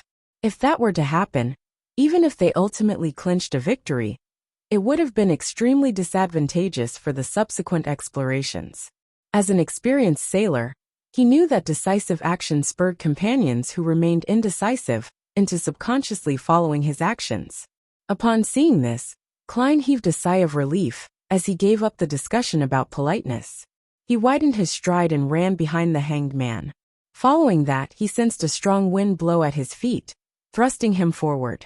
This significantly reduced his need to overcome gravity, allowing him to obtain additional mobility that instantly doubled his speed. Amidst the rustling sounds, Klein and Alger ran out of the sparse woods and circled around the flank of the eerie darkness. At this moment, their heartbeats suddenly slowed. It was as though they hadn't been engaging in intense exercise and were instead in a state of reverie that resulted from the tanning of the afternoon sun. Klein immediately felt his body turn cold as an inexplicable and baffling sense of gloom arose as they tried invading his body. Meanwhile, he saw the light from Alger's lantern be swallowed inch by a gigantic black shadow. A corresponding scene naturally surfaced in his mind. In the depths of the dark underground cave, a thick, humongous serpent snaked out. It had dark green scales with exaggerated eyes that seemed to burn with fire. In between its scales were white feather covered in yellow oily stains. Along its back was a pair of thick wings that could be spread. While slithering and flying, this giant serpent raised its body high, coiling itself around a thick tree and extending its pitch-black tongue. It stared intently at the two figures that had barged into the surrounding area. Around it, the trees were rapidly withering along with the weeds. Countless corpses burrowed out of the soil as invisible shadows surged to its side. Feathered serpent. It was a feathered serpent. In the southern continent, it was a symbol of holiness. It was the emblem of the descendants of death, the Eggers family. Klein and Alger didn't pause, as they held back the coldness of their bodies and their slowing heartbeats. Under the intense winds, they charged into the depths of the dark forest, pulling a distance away from the sparse trees. Ba-dump, ba-dump, ba-dump. The duo's heartbeats gradually returned to normal as the coldness of their bodies were dispersed by the heat generated from the intense exercise. Klein's spiritual intuition told him that the danger had passed. Hence, he slowed down his pace and turned to glance back. He said calmly while facing the depth of the darkness, "A demigod-level feathered serpent." Demigod level. Alger similarly slowed down as the blood vessel in his forehead pulsed. He paused for 2 seconds and exhaled lightly. "Don't worry about it. The Beyonder creatures here are very territorial. Unless they wish to hunt, they will not enter other zones, especially when it's near the mountain. That feathered serpent wouldn't chase after us." Klein nodded and said, "The Beyonder creatures here are very strong." Alger retracted his gaze and replied with a shake of his head, "No, there are also many weak ones. I've been here at night before, but I've only discovered the traces left behind by Beyonder creatures at the demigod level without encountering them. I actually encountered one this time. Such matters are mainly about luck. The chances of this happening again isn't too high. As a seafarer, being able to calculate was a necessary ability. Are you looking down on me, the king of yellow and black who wields good luck?" Klein gave a self-deprecating laugh as he said with a deadpan expression, "Absolute judgments often result in the opposite results." When translated into Earth speak, it was, "Don't raise death flags." In fact, if it wasn't a feathered serpent at the demigod level, and instead was something at sequence 5, Klein would be happy to bully it. After all, with Azek's copper whistle in hand, the Beyonder creatures in the death domain would lose at least half their combat strength. As for encountering a Beyonder creature at the demigod level, he wasn't too alarmed. This was because the hanged man had previously mentioned it, and he had made the corresponding preparations. He had the Fate Siphon Charm, 3 pages of demigod-level Beyonder powers in Lamino's travels, and the ability to travel. Although it wasn't necessarily the case that he could resist a demigod, it was enough to help him create opportunities to escape. "As long as I do not encounter angels," Klein silently added inwardly. After hearing Gehrman's sparrow, Alger was somewhat puzzled. This was because the crazy adventurer was clearly informing him to be more careful and cautious. A cold and crazy fellow? That's right. If he's just crazy, he wouldn't have lived to this day. Alger looked up at the sky as he tried hard to look past the mist and distinguish the blurry stars. After 2 minutes, he retracted his gaze and pointed in a direction. "We'll head in that direction." Klein had long drawn his iron-black death knell. He allowed the muzzle to naturally point downward as he silently followed alongside Alger. He wore a cold and composed expression that had no signs of anxiety. After traversing the extremely dim forest for some time, Alger suddenly stopped. As he looked to his left, he said in a deep voice, "If we head forward more, there will be an illusory chime tree. I hope to handle it by myself. The second beyonder creature we encounter will be handled by you. I won't involve myself in the hunt. Unless you can't handle it alone." Alger swallowed the second half of his sentence. He wasn't like the hunters who were often seen at sea. People who often couldn't hold their tongues, as they habitually said things that infuriated others. The main beyonder ingredient which Miss Justice needs. Mr. Hanged Man has quite a bit of adventuring experience under his belt. He knows that being frank at times is more useful than concealing matters, and that negotiating is more effective than scheming. Klein maintained Gehrman Sparrow's persona, as he nodded with a hint of gentlemanliness amidst his coldness. "Okay. If you can't deal with it, it's best you shout for help. Otherwise, I'll treat it as your persistence."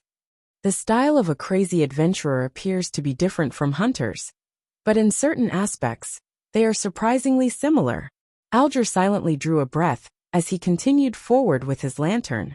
As they walked, they heard weak chiming sounds, and they immediately felt as though they were home, their bodies and mind at ease. Klein acutely sensed that his wariness was melting away in an irreversible manner. No matter how much he emphasized it to himself, he was unable to tense up. At that instant, he even had the urge to head for the source of the chimes, believing that there was something extremely dear and familiar to him located over there. As they were quite a distance away, the chiming was sporadic. Klein was barely able to hold himself back, as he turned to look at Mr. Hanged Man Alger, no longer looked as staid as before. The eyes of his rugged face were slightly red. It was unknown if he had recalled something that caused him to plunge into some emotional state. "I wonder what Mr. Hanged Man looks like when he's crying. It must be quite terrifying."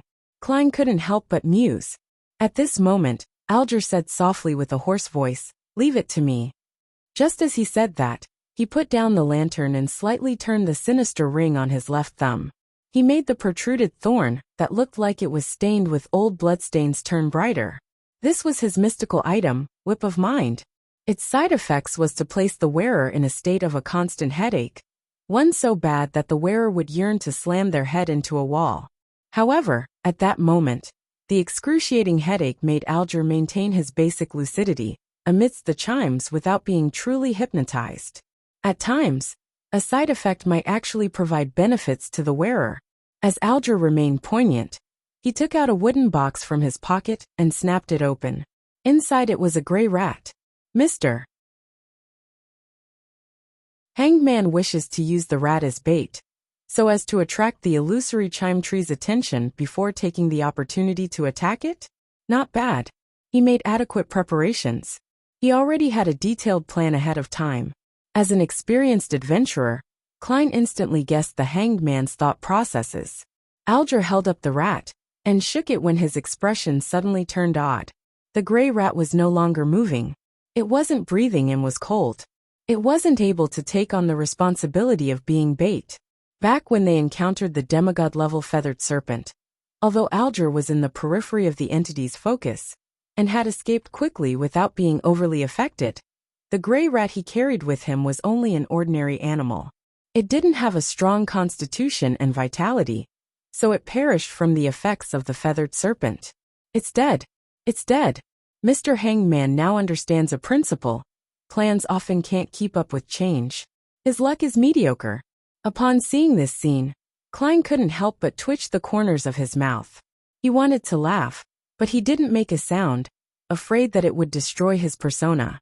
Such situations were rare to the experienced and meticulous Hanged Man. Alger quickly reined in his emotions as he proceeded forward with the dead gray rat. Klein bent down and reached out for the lantern as he unhurriedly followed behind him. The chimes grew clearer as it made them more and more silent, with the urge to run towards it becoming greater. After taking another few steps forward, Klein finally saw that strange tree. Above its brownish-green trunk were thin cracks. Deep inside each crack was a darkness that looked as though different eyes were growing inside them. The branches that extended outwards had chime-like metal-gray objects hanging from them. They were swaying automatically, letting out melodious sounds. And on the branch closest to the trunk, there was a fist-sized, colorless, translucent fruit. Alger stared in that direction as he pressed at his throat before saying to Gehrman Sparrow with a heavy voice, "It's best you cover your ears and converge your spirituality."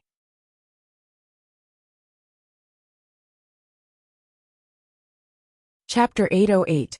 Awful singing. Upon hearing the hanged man, Klein's heart skipped a beat.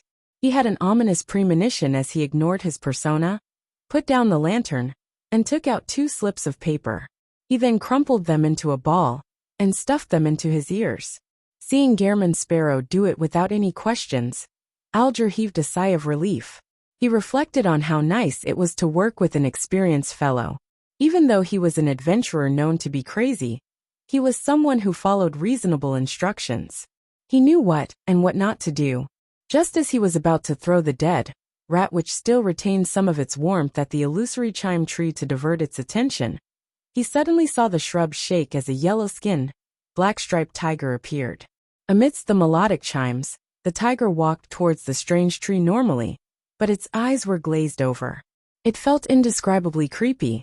When Alger saw this, he lowered his arm and abandoned his attempt of throwing the dead rat.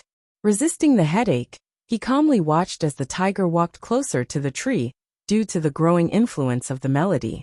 It crouched down, raised its right claw, and bared its claws, slicing itself at the neck. Despite the oozing blood, the tiger seemed to have lost all sense of pain.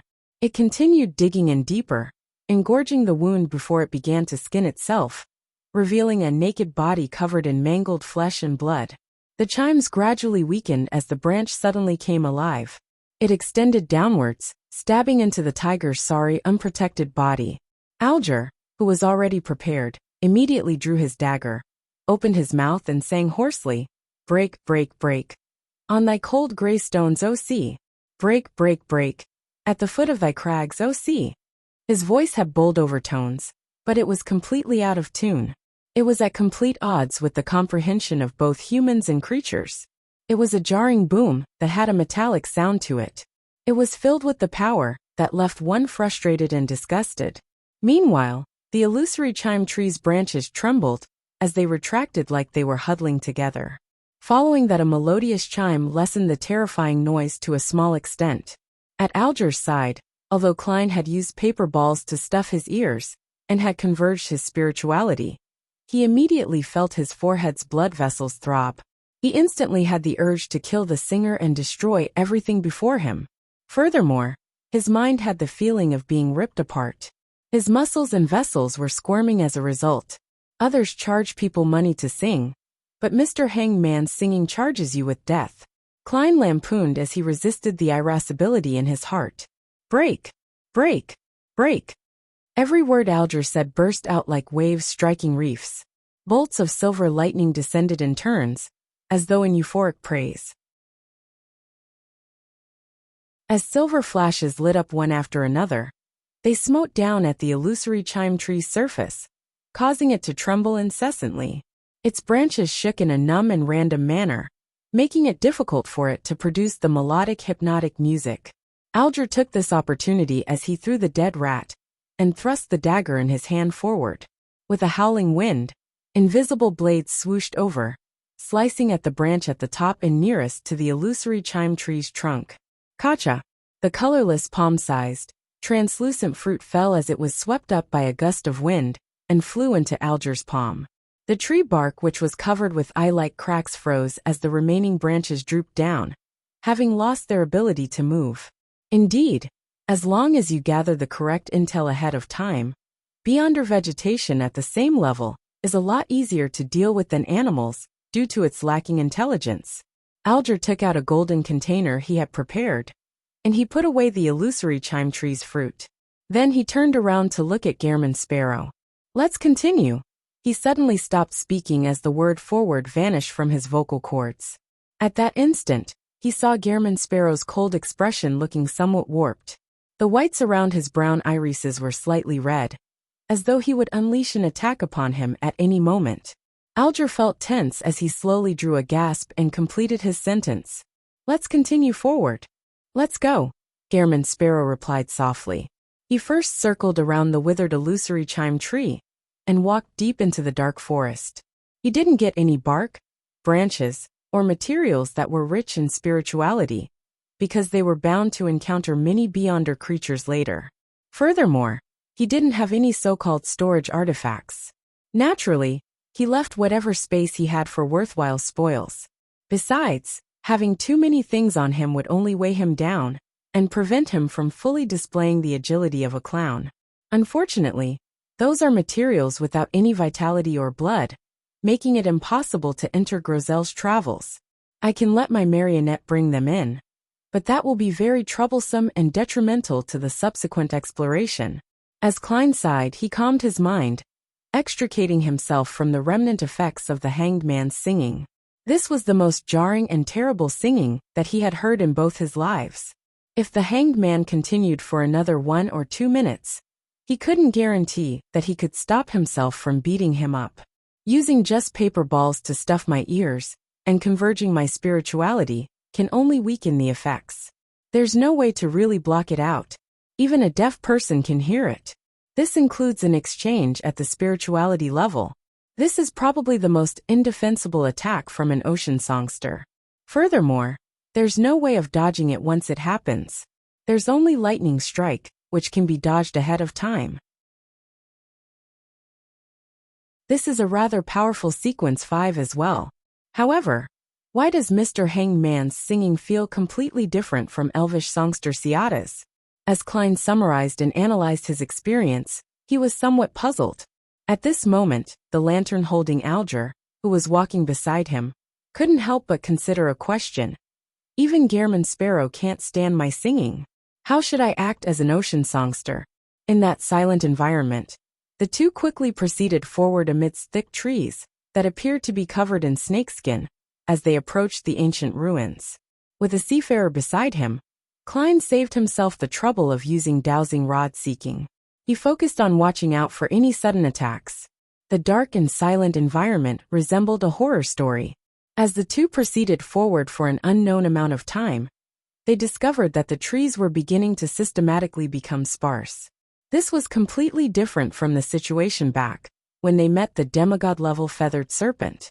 The trees there had abruptly become sparse, while what they were encountering now was a progressive change. It made them have the misconception that they were about to leave the dark forest. After passing through this zone, we will arrive at the periphery of the ancient ruins. Alger broke the silence. He paused and then added seemingly casually, "Based on my experience, it becomes more dangerous as we approach it. The signs of a demigod creature I found last time was around here. However, oddly, the periphery of the ancient ruins doesn't have any signs of Beyonder creatures. However, I have no idea about deep inside it. This is probably because there's an even more terrifying existence inside the ancient ruins. That zone is its territory, so other creatures do not dare to approach." Klein mumbled inwardly. He had a sense for the danger level of this expedition. He had previously performed the corresponding divination above the gray fog, and the revelation he received was that it had its ups and downs, as well as its problems. However, leaving safely wasn't much of a problem. After the hanged man said that, Klein chuckled. "You likely know what my guess is." He didn't say anything further as he entered the zone with sparse vegetation. Alger silently walked beside him, increasingly convinced about his judgment of Gehrman Sparrow. He was calm and crazy. After proceeding dozens of meters forward, they suddenly saw a pair of ghostly blue eyes situated at where the lantern's glow could reach. It was a black baboon crouched on a branch. Its fur was naturally curled, and its head grew black crystals. These crystals grew upwards in a random manner, forming a strange crown. Upon seeing the black baboon, Klein and Alger simultaneously had the urge to bow their heads to not look directly at it. They felt as though it was the ruler of the nearby region, their sovereign. Alger relied on the excruciating headache, which the whip of mine brought him, in order to escape its influence, as he hurriedly took a step to the left in an attempt to avoid any direct clashes. He left the unknown beyonder creature to Gehrman Sparrow. They had agreed to it prior. However, despite walking to the left, he ended up walking forward. His legs also hobbled as though he suddenly needed crutches. Subconsciously, Alger drew his dagger, causing sharp wind blades to swish towards the curly-haired baboon. At that moment, the baboon grinned. The wind blades suddenly changed direction in midair, moving in every direction at random to perfectly avoid hitting the target. Upon seeing this scene, Klein gave up his plans on approaching through ordinary methods. His left glove instantly turned transparent as he turned invisible. Alger stopped his actions that resulted from his stress when he saw Gehrman Sparrow in his top hat appear behind the black curly-haired baboon. The distance between them was less than 5 meters. Right on the heels of that, the black curly-haired baboon's body abruptly stiffened, as though it lost control of most of its body. It even tried hard to raise its palm, trying hard to dig at its eyes in an attempt to distort something. And at this moment, Gehrman Sparrow had already made use of this delay to raise the iron-black revolver in his right hand, aiming the dark barrel at its head. Then, without any emotion, the crazy adventurer pulled the trigger.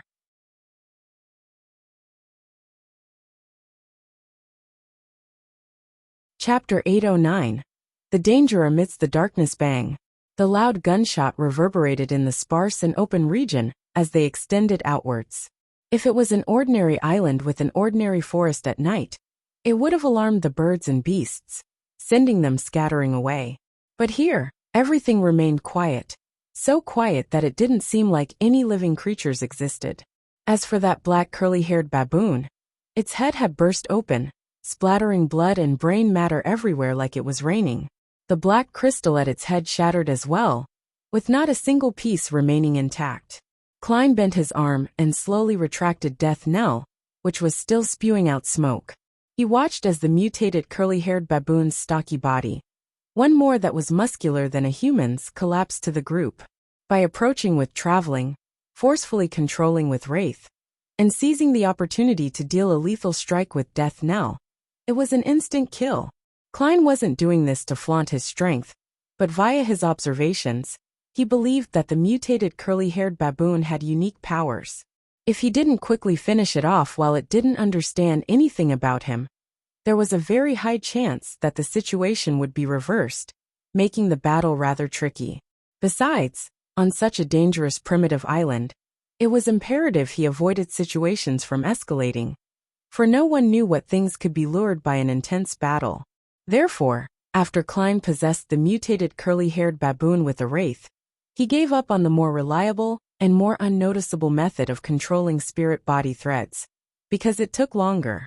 Instead, he chose to cock the gun and use Death Knell to finish it off while it was stiff and slow as a result of the wraith's influence.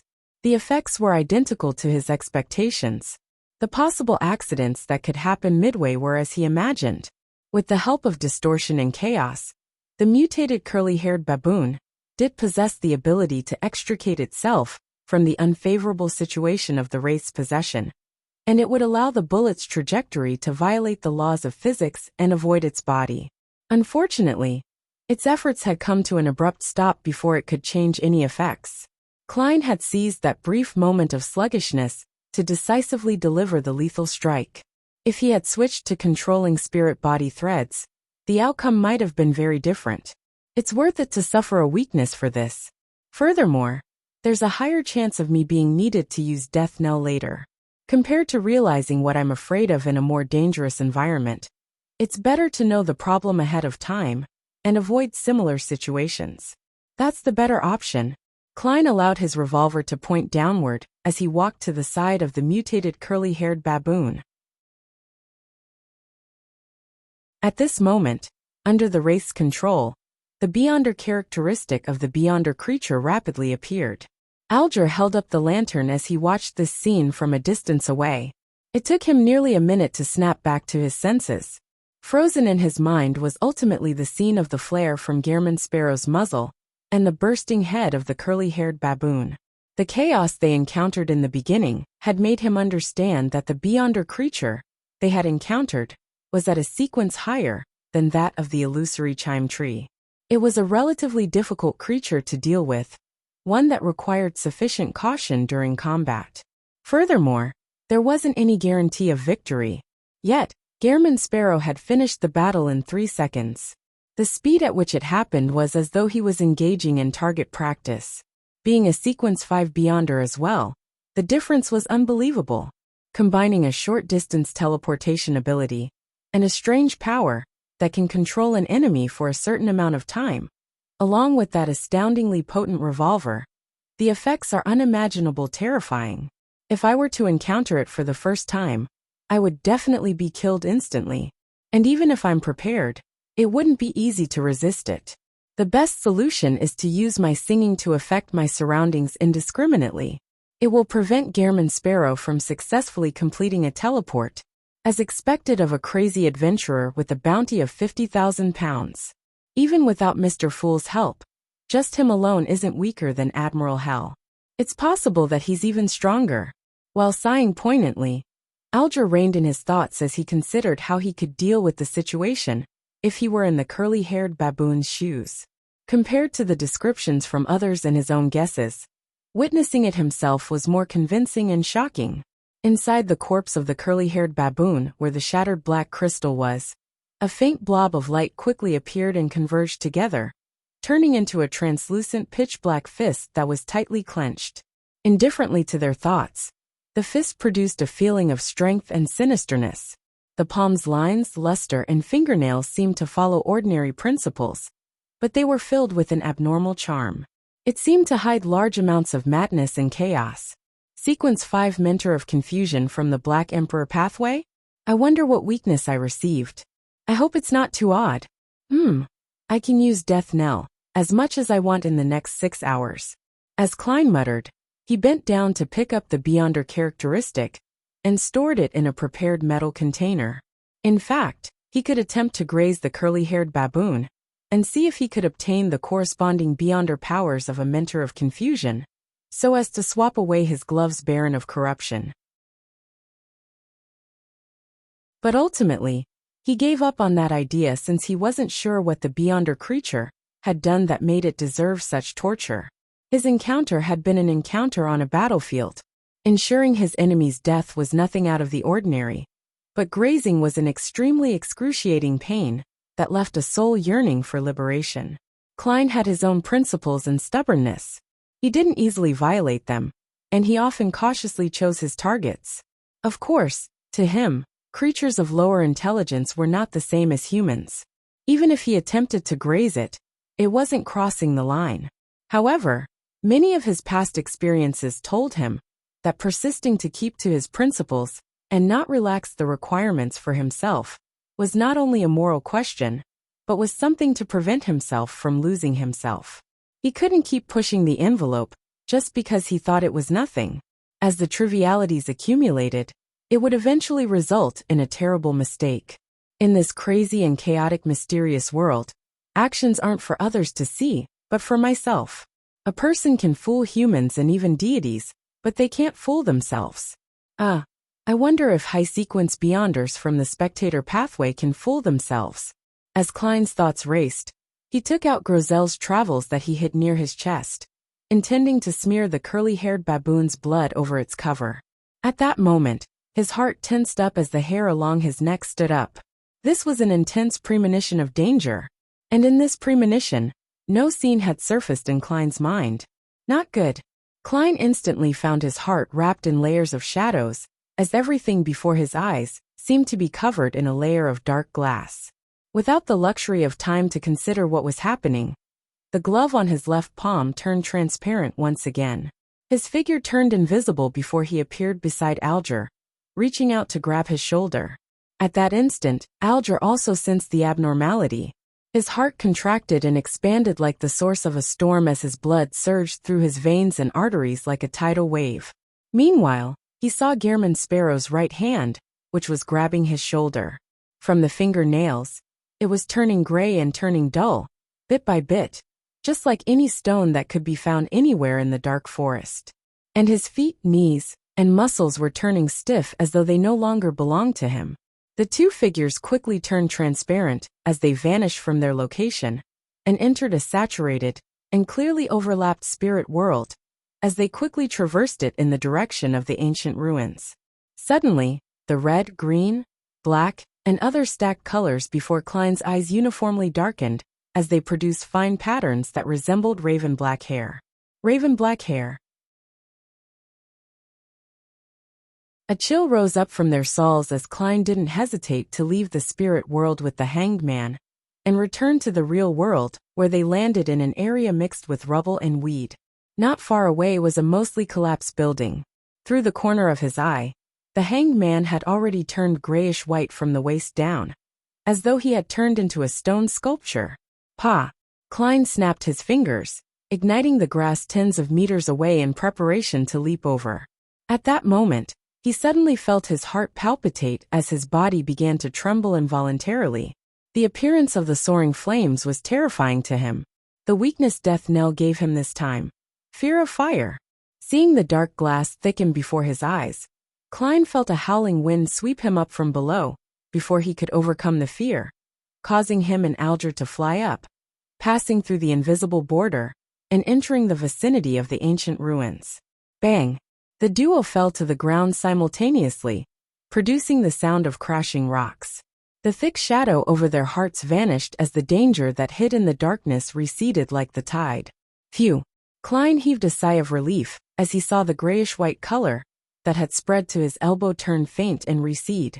He felt his physical condition was rapidly recovering after he left that zone.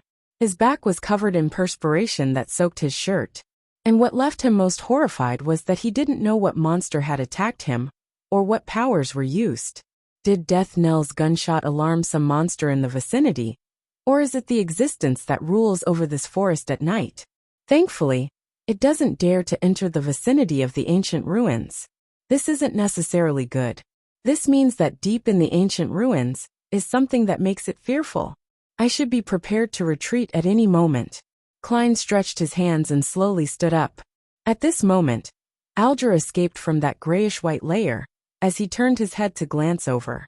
That zone was petrifying us. That zone. Petrification. Klein nodded in thought as he walked towards the mostly collapsed building that was strewn with weeds and covered in vines. He then replied in a deep tone, "The problem now lies ahead." Alger didn't speak further as he sped up his pace, steadily walking by his side. After approaching, Klein looked at the building. His gaze swept the spires and stone columns, as well as the damaged walls that remained standing. He stopped and asked seemingly casually, "What kind of building do you think this ruin was in the past?" Alger remained silent for a few seconds before saying, "Cathedral." "A cathedral?"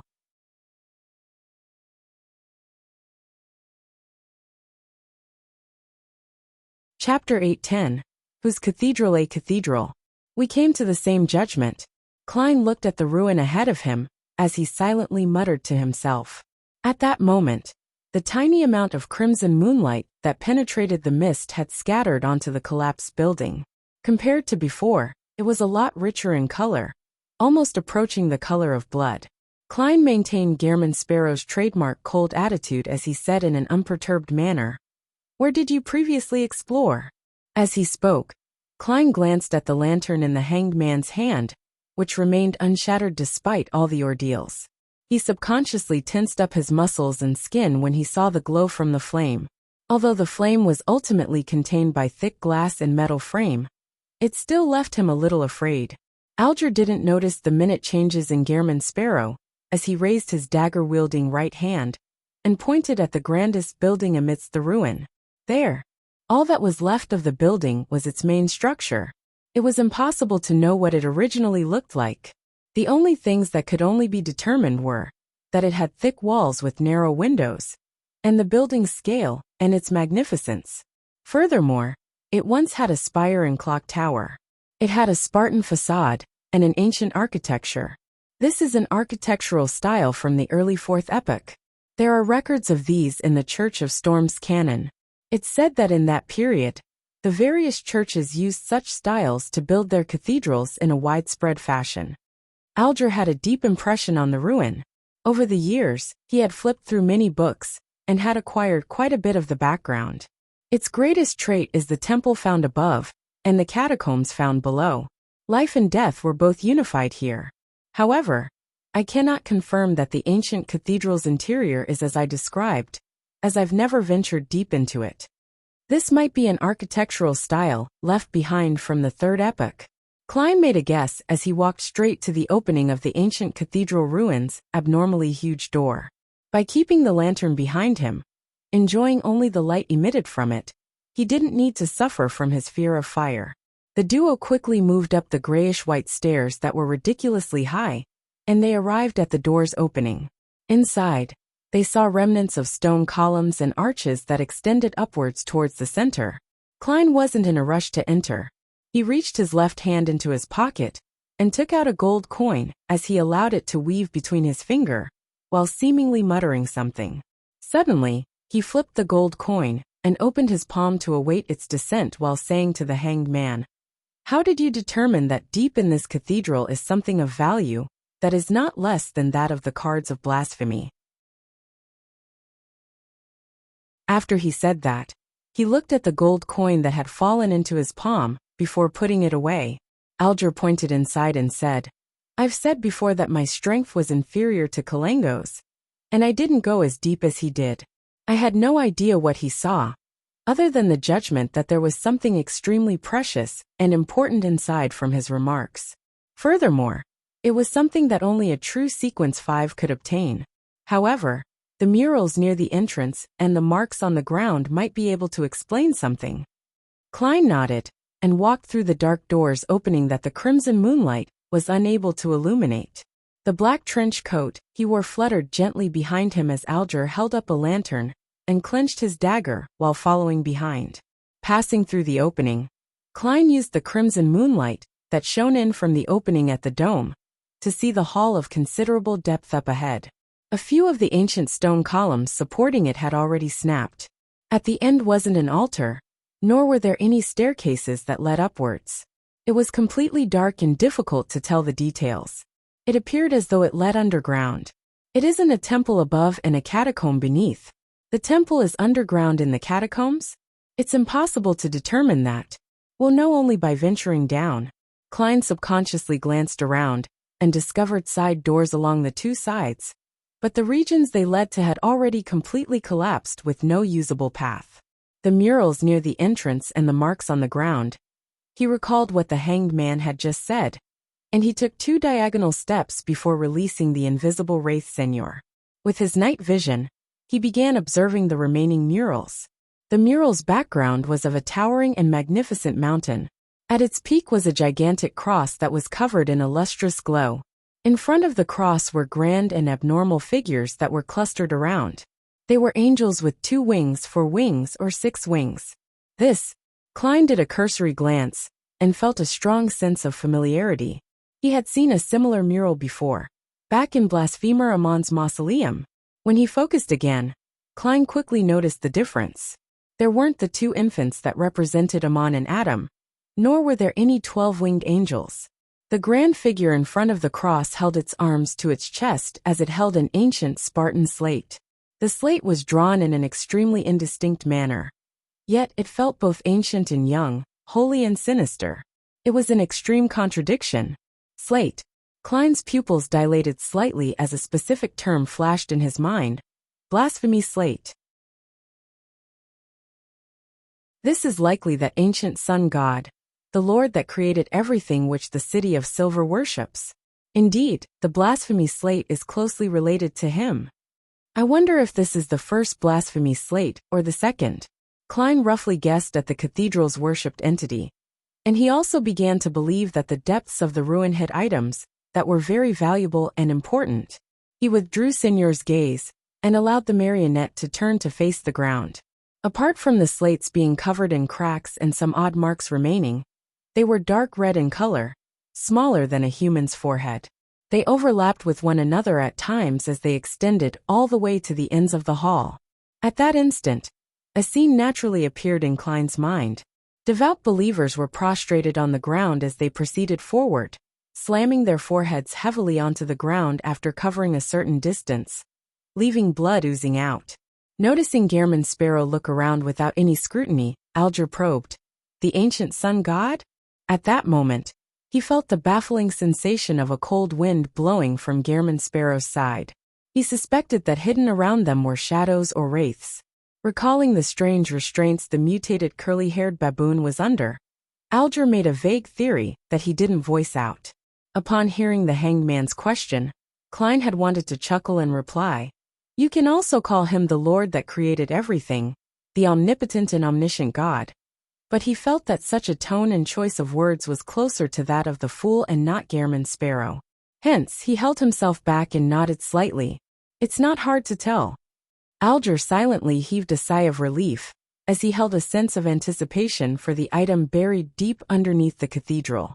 The two simultaneously decided to walk towards the end of the hall. When they approached it, Klein finally saw the staircase that led downwards.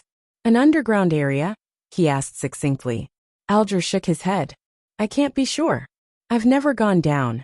Although Kalangos had attempted to venture in, he returned in less than 10 minutes with his aura becoming relatively weak. Klein nodded thoughtfully and said in passing, "You seem to be very familiar with him." If it were said by anyone else, Alger would have pretended to have not heard it or answered directly. But deep in his heart, the world Gehrman Sparrow was Mr. Fool's blessed. His question could possibly represent the intentions of that existence, so he needed to view them seriously.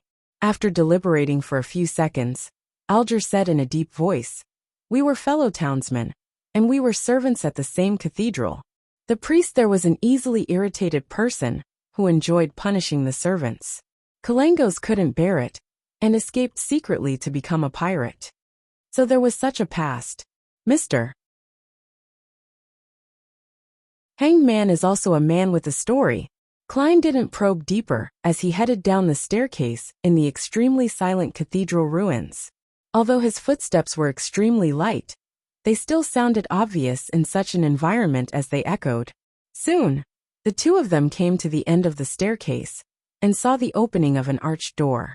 On both sides of the opening were two shadows that stood there silently, in an immutable fashion.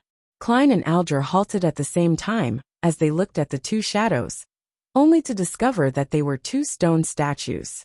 They were both men with their surface being grayish-white. One of them wore full-body armor that resembled a barrel, and the other wore a jacket that looked more contemporary. Their expressions were writhing in pain as their eyes protruded, as though they were glaring at something. Upon seeing this scene, Klein realized something as he recalled the encounter outside. He and Alger had also shown signs of petrification, and it was thankful that they extricated themselves of the effects, or they might have really become statues. Don't tell me they're humans who met with the same situation. If we had been petrified, would we be moved down here, standing guard at this door opening for centuries or even millennia? The source of that petrifying power isn't afraid of these ruins? Klein felt explicable horror as his scalp tingled. He controlled his emotions and turned his head to look at the hanged man. He discovered that the pupils of the boorish man at sea had similarly dilated, and was clutching the dagger tightly. "Mr. Hanged Man has come to the same conclusion, without me needing to speak further." Klein pointed at the door opening and said, "There might be even more stone statues inside." Alger nodded as he said worriedly and jokingly, "Let's hope we don't see ourselves. If we're convinced that we have escaped the effects of petrification, only to see our statues in this underground area. That would be quite the horror story." Klein thought for 2 seconds and said to the hanged man, "Do you have night vision?" His true meaning was that the light of the lantern was especially eye-catching in the dark catacombs, and that it might easily cause unwanted developments. Therefore, it was best to extinguish the flame if he had night vision. And he believed that Mr. Hanged Man was able to read in between the lines. Alger replied frankly, yes. As a beyonder of the sailor pathway who could dive, it was a given that he had night vision. Klein glanced at him without a word, but his meaning was obvious. "Then why are you still using a lantern?" Alger seriously replied, "Firstly, it's to misdirect the enemy into instinctively believing that I don't have night vision, because of my use of a lantern. When they destroy my lantern, and try hard to create a dark environment, I'll give them a pleasant surprise." "How sinister." Klein was momentarily at a loss for words. Alger continued. Secondly, it's to avoid situations similar to the City of Silver. There might be extreme darkness lurking within complete darkness. Makes sense. Klein didn't insist that Alger extinguish the lantern, as he first stepped past the two stone statues. Under their pain-frozen gazes, he stepped into the entrance that led underground. As he didn't know what the petrified statues represented, nor did he know if they were completely dead, Klein didn't attempt to shatter them to obtain their beyonder characteristics and mystical items.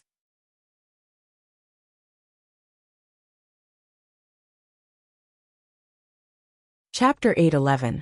The picture in the catacombs. After passing through the door opening and going underground, there wasn't a sliver of natural light in front of Klein and Alger. The ceiling was intact, preventing any crimson moonlight from seeping in after penetrating the mist. Alger raised the lantern in his hand, lighting up the area up ahead with a limited dim yellow glow. Klein took a glance and discovered at least 6 stone statues of both sexes. They were entirely grayish-white in color, and even their clothes looked like they were engraved. These stone statues included elves, giants, and humans that had an ancient dress sense. Apart from their frozen expressions of pain and despair, there wasn't anything similar. Klein felt a chill down his back when he saw their eyeballs watching him without moving, having made the connection that they were once alive. He felt that darkness ruled the depths of this passageway, as though a terrifying monster had widened its mouth as it lay in wait for the two to walk into its belly. Reining in their stirring emotions, Klein and Alger remained silent as they passed through the grayish-white statues with warped expression, and they proceeded forward.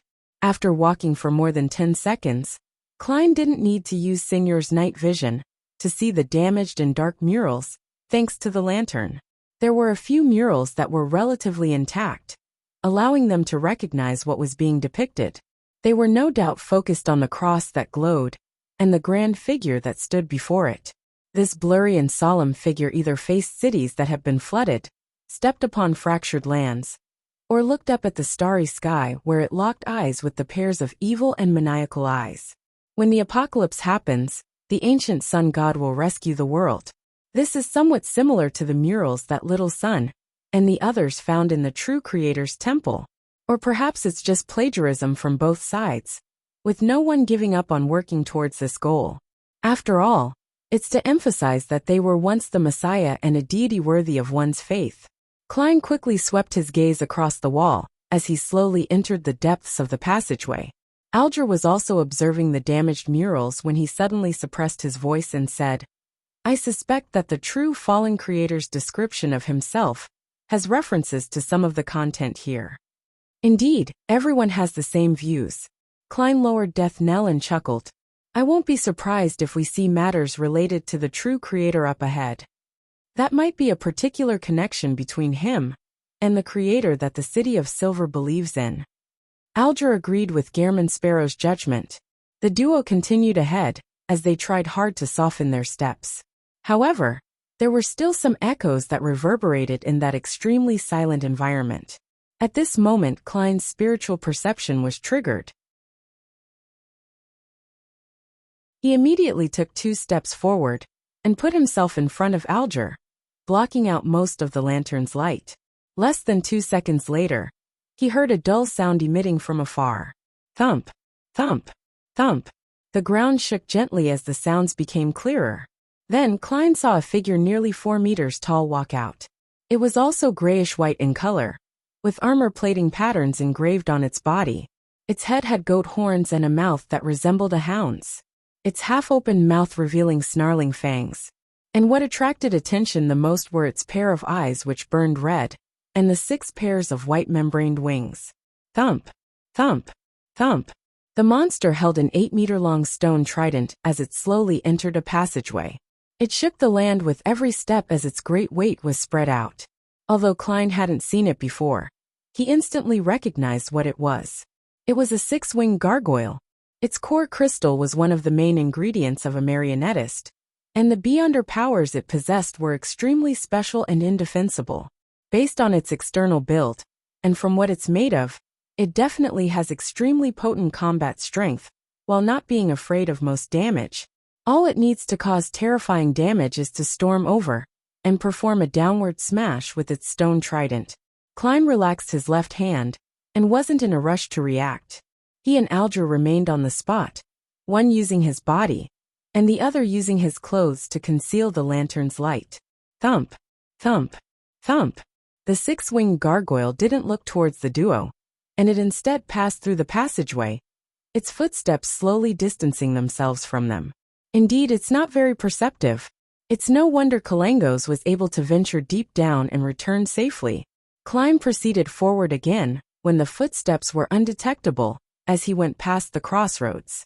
In fact, with his current strength and gear, and his understanding of his target, killing a six-winged gargoyle wasn't something too dangerous. Furthermore, the hanged man could provide him with help. The reason why he gave up attacking it was because he had no idea how many six-winged gargoyles there were in the catacombs. Once a battle ensued, any large commotion could result in them swarming over. When that happened, they could only escape using traveling. In addition, if they were to stir the existence in the ruins that even nearby beyonder creatures were afraid of, the problem would only worsen. Curbing one's greed was a premise for a risky exploration. Alger was also rather pleased at the crazy adventurer's calm and rational actions. His suspicion was that Gehrman Sparrow was under the orders of Mr. Fool, thus resisting his urge to attack the six-winged gargoyle. The calmer he appears, the crazier he will be when he encounters his true target. As this thought flashed in Alger's mind, he followed Gehrman Sparrow straight down the crossroads. The murals on both sides remained damaged, and they were still describing the greatness and holiness of the ancient sun god. Finally, Klein and Alger arrived at the ends of the passageway. Here, there was an 8-meter-tall stone double door. It depicted various symbols of death, sleep, and new birth and beginnings. A tomb. Klein turned to say to Alger. Alger nodded and said, "It might also be a temple." Clearly, he was also wondering if it was both a temple and tomb. The grayish-white stone door before the duo wasn't shut completely. It was cracked open with a tiny gap that allowed a child passage. Alger glanced at the floor and walked over. Putting the lantern down and securing his dagger, he pressed his hands onto one side of the door. He slowly drew a breath as he bent his knees, his arm muscles swelling suddenly. Silently, the gap widened significantly. Klein pricked up his brows when he saw this scene, feeling somewhat astonished because the hanged man's pushing of the door didn't produce any sound at all. He didn't doubt an ocean songster's strength, but he didn't believe that it could prevent the stone door from making contact with the ground. As he moved his gaze down, Klein saw a pool of slightly sticky liquid gathered under the door. He quietly produced a lubricant effect. Mr. Hanged Man is very meticulous. Is this the power of a seafarer or an ocean songster? He probably also used the powers of a windblast to control an air cushion, thus resulting in this door silently opening. Klein roughly figured out the reason. Although he approached the stone door, he wasn't eager to enter it. Through the widened gap, he observed the scene inside. Reflected in the eyes of the wraith was the corner of the room, where there was a row of grayish-white stone coffins. It is indeed a catacomb. As for whether it's also a temple, it's an unknown for now. As Klein thought, he took out Lamino's travels with his left hand. On it were beyonder powers that were suitable to handle matters related to the death domain. Meanwhile, he used a silver dagger to quickly create a wall of spirituality and sealed the iron cigar case to prevent Azek's copper whistle from causing the dead to rise from their graves. Alger also drew his dagger again and placed his left palm over it before sliding his palm outwards. Amidst light crackling sounds, the dagger swirled with silver bolts of lightning that snaked outwards. Having made their preparations, Klein, who was acting as the crazy adventurer, Gehrman Sparrow, was first to pass through the door and into the tomb. Of course, Wraith Senior had already acted as a scout by circling the tomb before he entered. To a marionettist, there was no need to take risks on many matters once they had a marionette. The tomb's ceiling was soaked with water droplets, a clear indication of the humidity. The room was divided into two regions that each had 12 grayish-white stone coffins. In the middle was a circular region, where there appeared to be a beautiful and complicated picture placed on the ground. Klein didn't approach it as he stopped Alger. Then, he controlled Seigneur to appear, as it quickly floated to a spot above the circular region. Admiral of Blood, Alger's facial muscles twitched. Although he had already guessed so, he couldn't stop his subconscious reactions when he saw it with his own eyes. At this moment, Seigneur descended, and was able to fully take in the scene in the central region. The picture had dark, dull colors with the background being filled with blurry figures. In the foreground was a long table. On the table was a figure with a resplendent cross glowing from it, and surrounding the figure were 3 people shrouded in shadows. One was handsome and youthful, another solemn and bold, and the last looking wise with his white beard. The 3 pairs of eyes exuded an indescribable sense of evil, just like the actions of their owners. One of them had ripped off the figure's arm, stuffing it into their mouths, and gnawing at it as blood was filling his mouth. Another held up a brain and sucked at its juices, while the last had dug out a beating heart, chewing at it in a ravenous manner.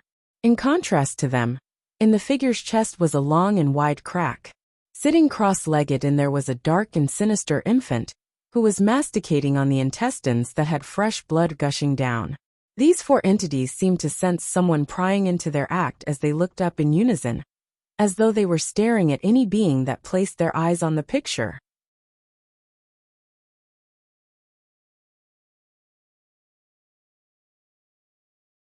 Chapter 8:12. Myth from another perspective. Upon clearly seeing the picture through Seigneur's vision, Klein's heart raced so loudly that even he could hear it. As a seer who was good at interpreting revelations and symbolism, he felt his blood gush to his head, leaving his head swelling. It seemed to prevent him from engaging and thinking deeper into it. Even so, there was an ethereal voice belonging to him that resounded in his mind. It was filled with alarm. That figure that's dismembered and eaten likely represents the ancient sun god, the Lord that created everything, the omnipotent and omniscient God which the city of Silver believes in. And I've seen the 3 evil figures surrounding him before. In the underground ruin in Backland, the place that sealed that terrifying evil spirit. They existed in the form of a statue, but didn't look as evil as the picture depicts them to be. They each respectively represent the eternal blazing sun, the Lord of storms, and the God of knowledge and wisdom. Suddenly, Klein recalled the name he had once received, one that he had directly received when looking straight at the eternal blazing sun. White Angel. No way. Could it be that the eternal blazing sun was once an angel by the ancient sun god's side? Little Sun once mentioned that they heard an ecclesiastic's penitence and prophesy of a matter in Afternoon Town. One of the sentences was, "The kings often came to the palace belonging to the dusk to conspire." The eternal blazing sun was originally named White Angel, which is also a king of angels, one that betrayed that creator?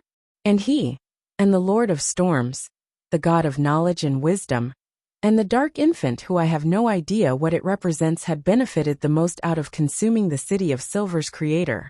The Bibles of the various churches mention that the 3 most ancient deities were born from the original creator's spirit. In a sense, it's actually hinting at this dark history. If my theories are correct, then the Lord of Storms and the God of Knowledge and Wisdom are likely the kings of angels that served the creator, the ancient sun god, who the city of Silver worships. Perhaps they should be addressed as Wind Angel and Wisdom Angel.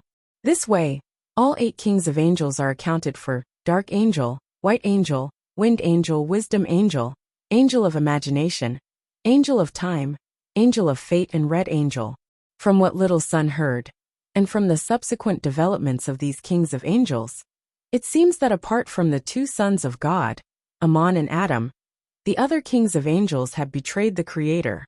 No way, this ancient sun god ended way too tragedy. However, this picture might not be real. It might be sacrilege. It's still suspect. I wonder who the dark infant sitting in the ancient sun god's abdomen represents. It feels like the true creator is the greatest suspect. Klein instantly thought of many matters, as he felt the urge to leave, and pretend that he hadn't seen the picture. The deeper he pondered over the matter, at that instant, He felt an irrepressible sense of fear, to the point of feeling that the eternal blazing sun, the Lord of Storms, and the God of knowledge and wisdom were casting their gaze down from the astral world in his imagination. Who left this picture behind? Who could have known so many secrets, and clearly be on the ancient sun god's side? One of the other angels, or saints that have been constantly following the City of Silver Creator with enduring faith. Klein's back oozed with sweat as his body trembled slightly. Although Alger's observational abilities were inferior to Miss Justice, he was an experienced beyonder. In this environment that needed a high sense of vigilance and awareness, it wasn't difficult for him to notice that something odd had happened to Gehrman Sparrow. "What happened?" he asked with a suppressed tone. Klein suddenly snapped to his senses as he made Senior move his gaze away, as he pointed at the circular region in the middle. "You'll know just by looking at it. A picture that can make Gehrman tremble? Will it make me lose control immediately? It's probably not a problem since he's not stopping me, but suggesting that I take a look. However, I cannot eliminate the possibility that he has already lost his reasoning and is just acting normal." Many thoughts flashed through Alger's mind, but ultimately, he steadily walked towards the central region with his lantern in hand. After about 8 steps, he saw the gloomy picture. In just 3 seconds, Alger's hands trembled with the dagger and lantern in his grip. It was as though he was suffering from some kind of mental illness. Thanks to the world Gehrman, he had once seen the 6 Orthodox deities' anthropomorphic statues in the Tarot Club. He naturally recognized that the arm-eating, heart-ripping, and brain-guzzling figures were respectively the Lord of Storms, the eternal blazing sun, and the God of knowledge and wisdom. In the past, he had committed a disloyal act to the church whilst under Kalangos's coercion. He joined the Tarot Club and distanced himself from the Chasm of Storm, believed in Mr. Fool, and wished to gain more strength and power. And he leaked the church's intel and was unmotivated in certain matters. Even so, he ultimately believed himself to be a believer of the Lord of Storms, albeit someone who wasn't devout and passionate enough. But at that moment, he felt deep down in his heart that he had committed a grave sin of sacrilege. He nearly dug out his eyes in horror. To not kill myself directly, it means that I really have become a false believer. Alger didn't dare take another look as he turned around and looked at Gehrman Sparrow. With a trembling voice he asked, "Those 3 are kings of angels?" "I can't give you confirmation. All I can say is that the eternal blazing sun is intimately connected to the white angel," Klein vaguely answered. As expected, Alger immediately felt that the possibility that the Lord of Storms, the eternal blazing sun, and the God of knowledge and wisdom were once kings of angels. As for Gehrman Sparrow not being able to confirm the situation, he wasn't too surprised. It wasn't odd since he was only a blessed and not Mr. Fool. Alger was just about to say something when he heard a sharp screech. It was as though someone was using their fingernails to scratch the lid of a stone coffin. No, it wasn't an analogy, and it was exactly what was happening. Swing, rip, sizzle, sharp, jarring sounds of scratching sounded from 3 stone coffins on both sides. Then, the heavy lids were either flung open or blasted open, as 3 warped figures stood up. One of them wore an ancient white robe that had nearly turned gray. Its face was riddled with pockmarks, and across its neck, forehead, and the back of its hands were deep eyes. Beside it was a figure with huge palms and thick fingers that looked as though they were made of wood. Slathered around its body was a layer of yellow-green pus, as a mist of the same color emanated out of it, seemingly capable of eroding away the stone coffin. Opposite the 2 was a figure in a tattered brown jacket with a triangular hat with a skull on it.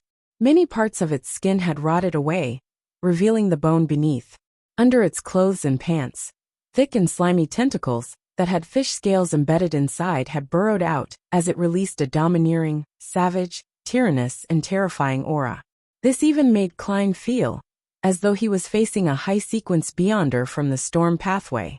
However, its body didn't appear to reach that level. The 3 deceased bodies that crawled out of the coffin cast their eyes in the direction of Gehrman Sparrow and Alger. One produced silver bolts of lightning that crackled. Another reflected the duo's figures in the countless eyes it had. The last one spread its yellow-green mist and created brown vines. At the same time, they stormed over with loud and hurried footsteps as a six-winged gargoyle was rushing over. Upon seeing this, Klein didn't panic.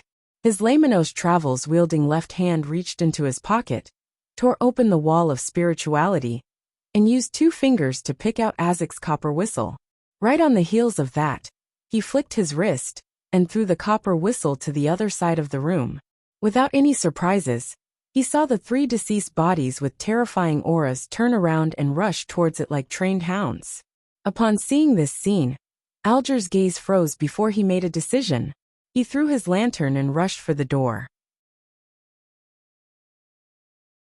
His experience told him that while Gehrman Sparrow could deal with the three terrifying deceased, he needed to hold back the six-winged gargoyle to prevent it from interfering with the crazy adventurer's battle.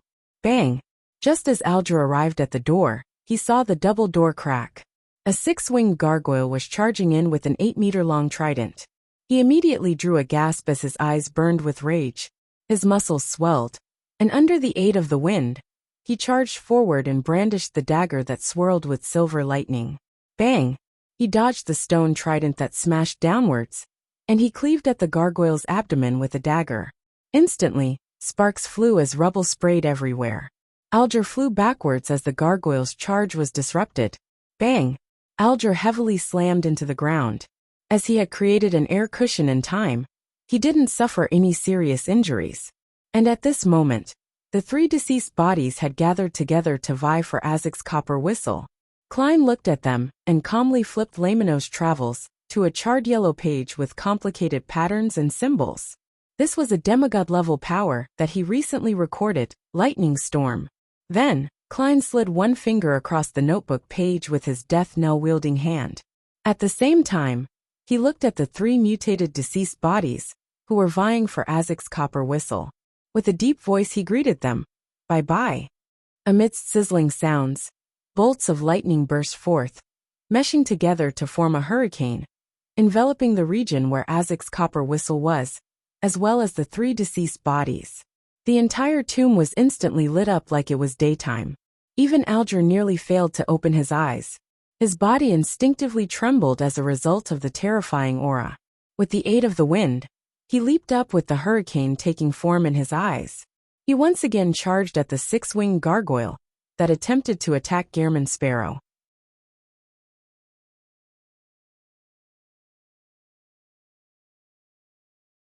Chapter 8:13.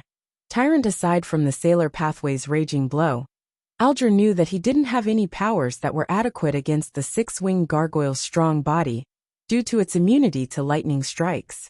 Of course, directly creating a resonance with its hearing organs and body of heart and mind through the use of his singing was the most effective method. If this encounter had been anywhere else, Alger definitely would have exploited the gargoyle's great weight and lack of agility to circle around it. Then, as he sang to effect it, he would attack the same spot with sharp wind blades, slowly grinding away at his enemy through the cumulative damage over time. But now, he was in a catacomb, and due to the environment's limitations, any acts of directly avoiding it would only cause the gargoyle to turn its gaze to Gehrman Sparrow. It would then attack the crazy adventurer with its 8-meter-long trident, preventing him from seizing the opportunity to finish off the three deceased bodies. And most important of all, Alger suspected that his singing will have more adverse effects on Gehrman Sparrow than what the gargoyle was capable of. Bang! The stone trident crashed heavily into the ground, blasting open an exaggerated crater. It left the catacomb shaking as if an earthquake had happened. As for Alger, he didn't attempt to parry it. With the help of strong winds, he dodged to the right and soared up, agilely dodging the gargoyle's attack as he dashed for the monster's head. At that moment, he saw the grayish-white eyes which burned with flames. Alger's mind turned sluggish as his body instantly stiffened. He had the feeling of being petrified again, but his skin didn't show signs of spreading grayish-white colors. Thanks to the inertia, he continued soaring upwards, but he wasn't able to brandish his dagger. He slammed straight into the gargoyle's head before loudly being repelled backward, his body aching in pain. The heavy grayish-white trident reflected in his eyes again as his thoughts were sluggish, making it impossible for him to to put up any effective resistance. Suddenly, a hand grabbed him by the shoulder and pulled him to the side. Bang! Rubble flew as sparks were produced. The gargoyle's heavy trident had blasted open a huge crater again. Alger's body trembled as his vision regained its clarity, while his thoughts were rapidly restored back to normal. He was like someone who woke up from an irresistible nightmare, which he was helpless against as he regained control over his body. Only then did he realize that Gehrman Sparrow had appeared by his side. There were still remnant flashes of lighting and sizzling sounds in the corner, where the 3 deceased bodies were. Do not lock gazes with it. Attack its chest. As Klein pulled Alger away quickly in a bid to dodge the stone trident, he succinctly advised his companion. Alger had personally experienced and witnessed many battles, so without further explanation from Gehrman Sparrow, he knew what the latter meant. He stopped receiving aid as he nimbly circled to the gargoyle's flank. Tap, tap, tap. He ran towards the gargoyle and waited for the stone trident to sweep over him, before soaring high up with the help of the strong gales to dodge the attack. Whoosh! Another hurricane pushed Alger towards the gargoyle's chest. During this process he closed his eyes, pulled back his right arm, and bulged his muscles. Then, with his ability to judge distances as a seafarer, he threw out his dagger-wielding right fist. Howling wind blades and sizzling lightning were emitted along with his fist. Bang!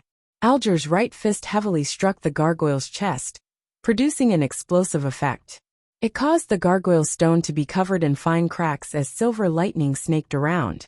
Following that, the cracks widened and depressed into a pit. With a cracking sound, his dagger exploded, turning into countless fragments that scattered everywhere. The strong recoil sent Alger flying back. In midair, he saw through the corner of his eye that the hatted Gehrman Sparrow had at some point in time circled to the front and cocked his revolver. Right on the heels of that, the cold adventurer suddenly raised his hand and aimed the black barrel right at the gargoyle. Bang!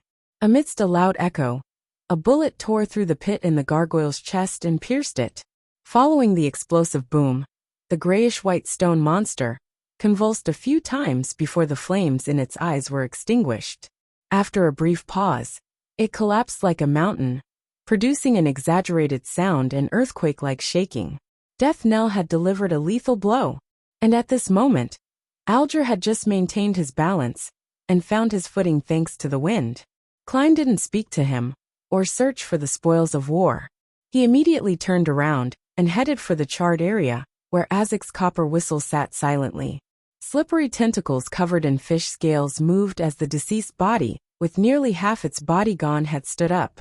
Bolts of lightning continued snaking around its body. It was the domineering, savage, tyrannous deceased body that wore a tattered brown jacket with a triangular captain's hat. It was missing its left arm and right leg, as well as having half its head. Its body was covered in traces of charred and melted flesh. But even so, it didn't sleep in peace. It was still attempting to fuse with the surrounding flesh and blood in order to obtain a stronger state. One had to know that Klein had used Lightning Storm, which he had recorded from the Sea God's scepter. Even if the act of recording had reduced its might, it was definitely the beyonder power at the demigod level. Just the fact that the other 2 deceased went silent, without letting out a grunt, was a testament of its might. This awakened deceased body is problematic. Klein's heart stirred as he made Senior leap onto the smooth surface of Azek's copper whistle, before attempting to reflect onto the deceased fish scale on its slippery tentacle.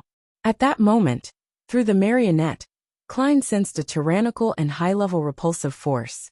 The wraith was unable to possess it. Senior was even repelled as it couldn't help but lose its invisibility. Upon seeing this, Alger didn't question the situation.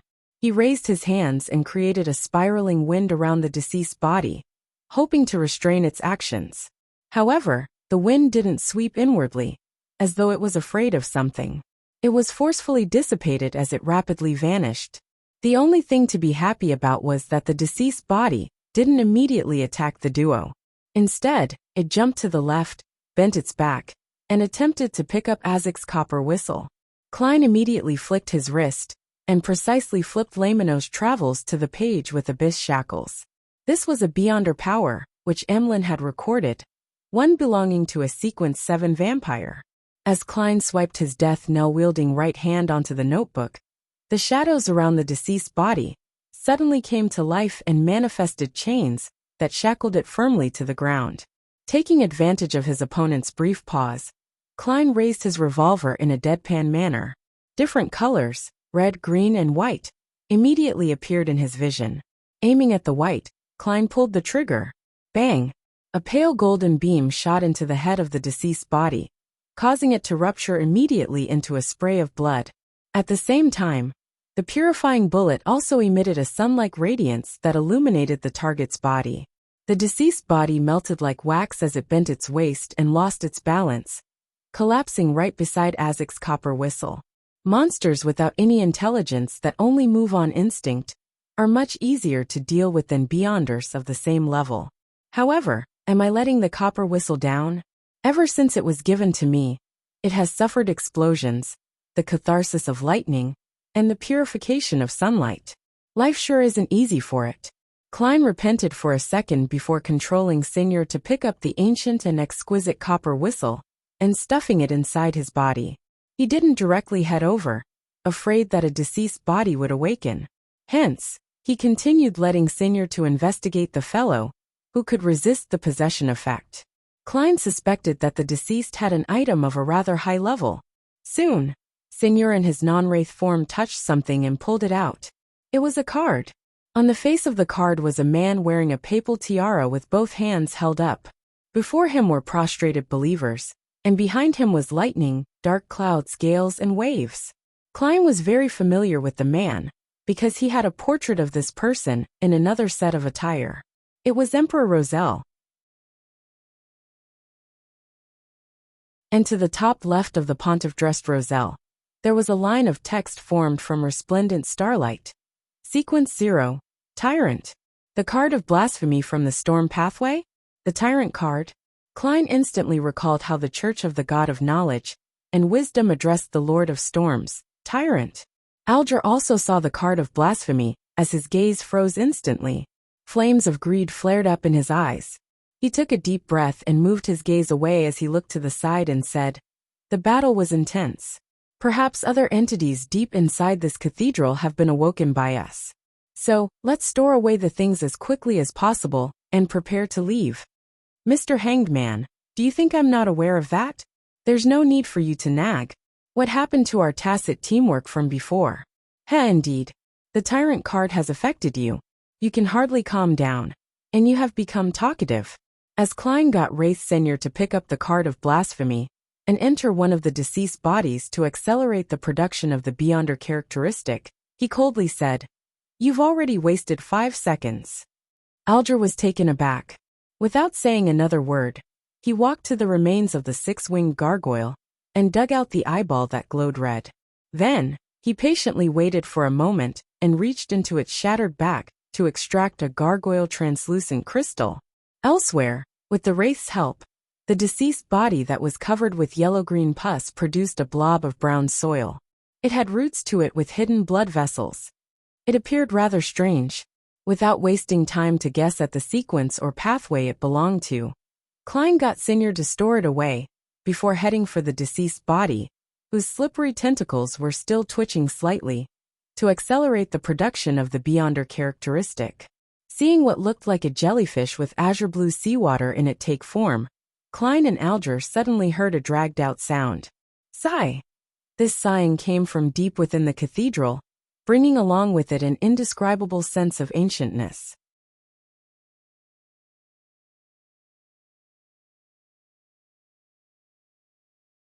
Chapter 8:14. Disappeared. The long sigh that sounded from deep within the cathedral had left the back muscles of Klein and Alger tense, as they were pumped with adrenaline. Without any hesitation, Klein's left glove turned transparent as he vanished, appearing beside the hanged man. As he reached out to grab his shoulder, Senior also picked up the jellyfish-like Beyonder characteristic, and, with the help of Mirror Leap, returned back to the gold coin inside the iron cigar case. Right on the heels of that, Klein's and Alger's bodies turned incorporeal and invisible, leaving the catacombs silent again. The two of them were directly teleported into Madeira distance away. Their figures came into existence amidst the shadows of the clouds and the crimson moonlight. Subconsciously, Klein and Alger turned their heads in unison to look at the primitive island, wishing to know if any changes would happen to it. When they heard that sigh, they had relied on their instincts and experience to immediately escape despite not sensing any actual danger.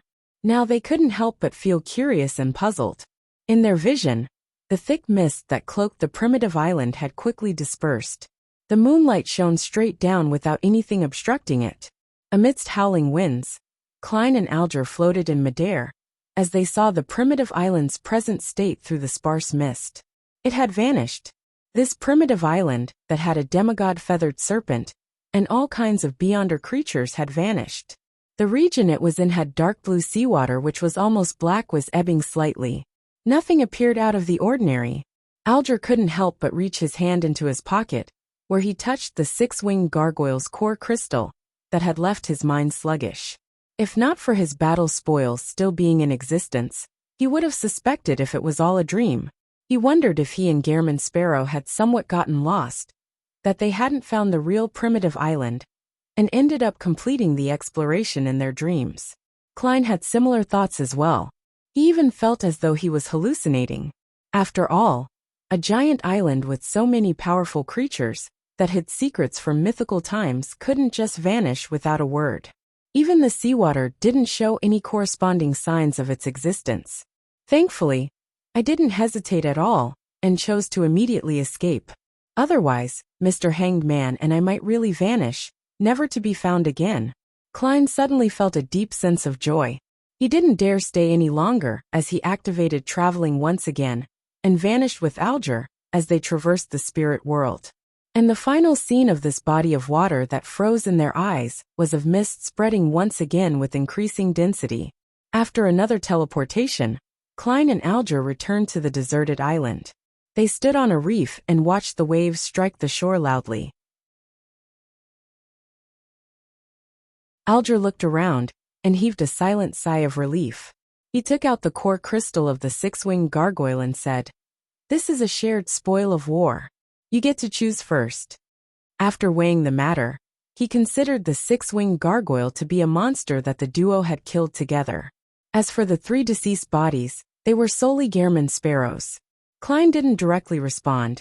He made Senior float beside him as he took out the tyrant card, the brown soil beyonder characteristic, and the jellyfish-like beyonder characteristic. The latter was suspected to be that of an ocean songster's. After doing all of this, he said, "One battle. I'll choose first." Thrice. He meant that in the battle the duo faced, they had fought three deceased bodies and a six-winged gargoyle. He had contributed greatly in the entire battle, so the spoils of war received in the tomb belonged to the pool. Of course, based on the contributions, Gehrman Sparrow had the right to choose first and choose 3 consecutive times. Alger was taken aback as he gained a new understanding of the crazy adventurer. He then nodded. "Okay." Klein immediately reached his hand towards his marionette and calmly took the tyrant card with Roselle's face on it. This counts as twice. With the card of blasphemy, along with the sea god scepter, he could barely be considered a fake demigod when taking action in his spirit body state.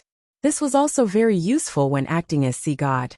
Of course, the greatest value the tyrant card provided was the high sequence potion formulas of the storm pathway, as well as the subtle ability to sense the ingredients needed after reaching sequence 4. And it was precisely because of this that Klein didn't wait till they returned to the City of Generosity, Biome, to split the spoils of war. He was afraid that the tyrant card would directly attract Sea King John Cotman. "It's up to you to say how many times it counts." Alger didn't retort, nor did he plan on objecting to Gehrman Sparrow's claim. He watched as Gehrman reached for the jellyfish-like beyonder characteristic, which likely corresponded to Ocean Songster. To Klein, it could be used to create a mystical item in the storm domain, thus replacing the Murloc cufflink that had been taken away by Admiral Hell.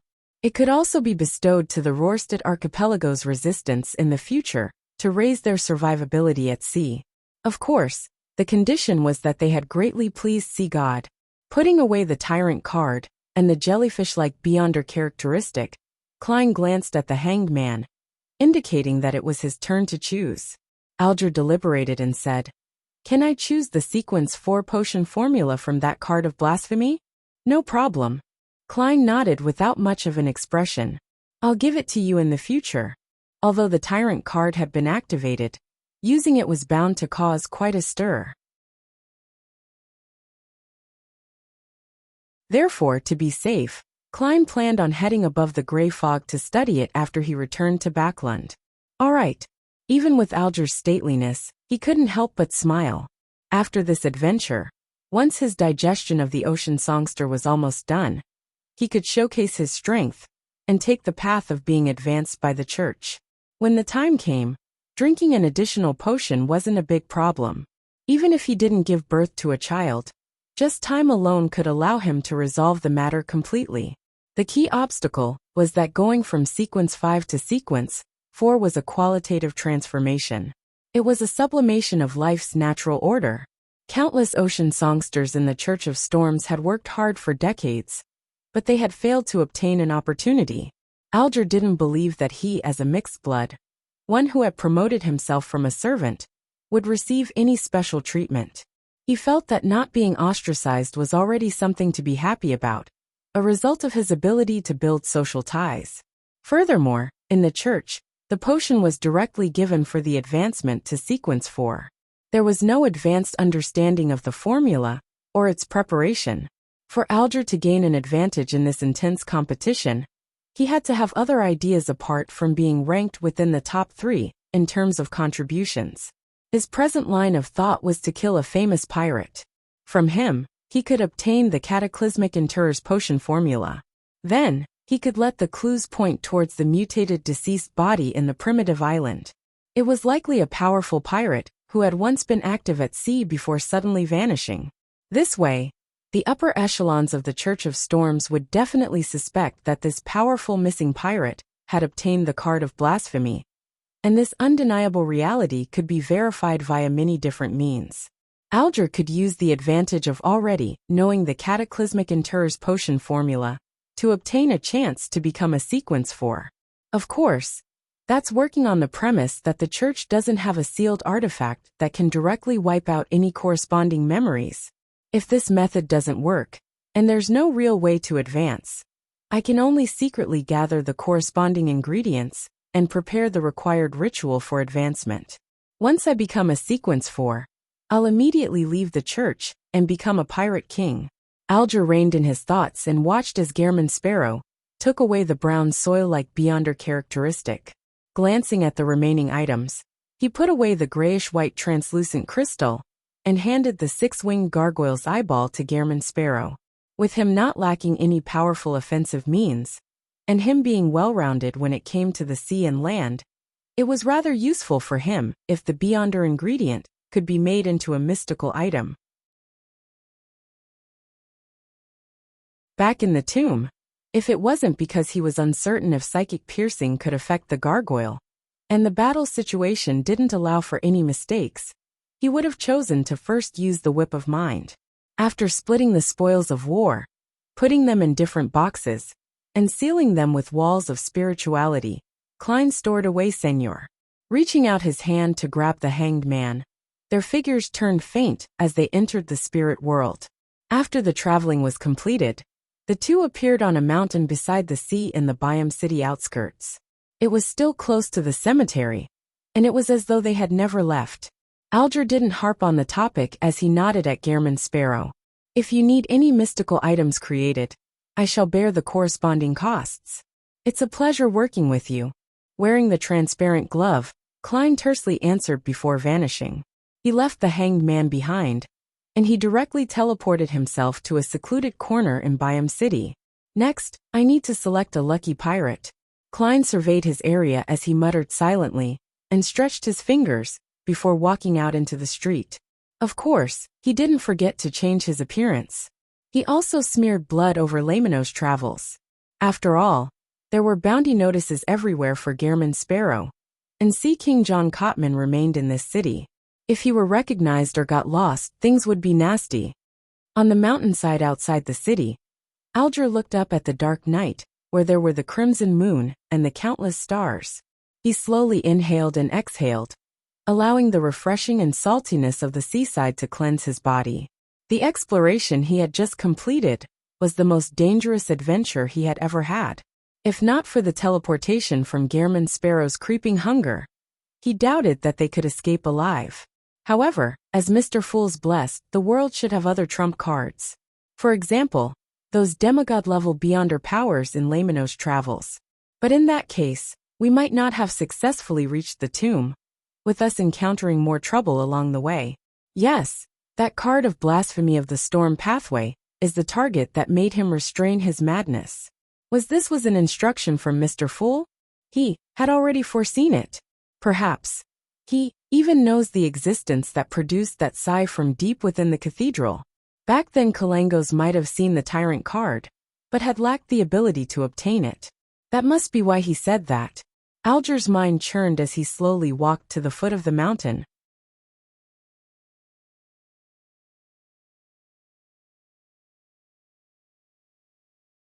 Chapter 8:15.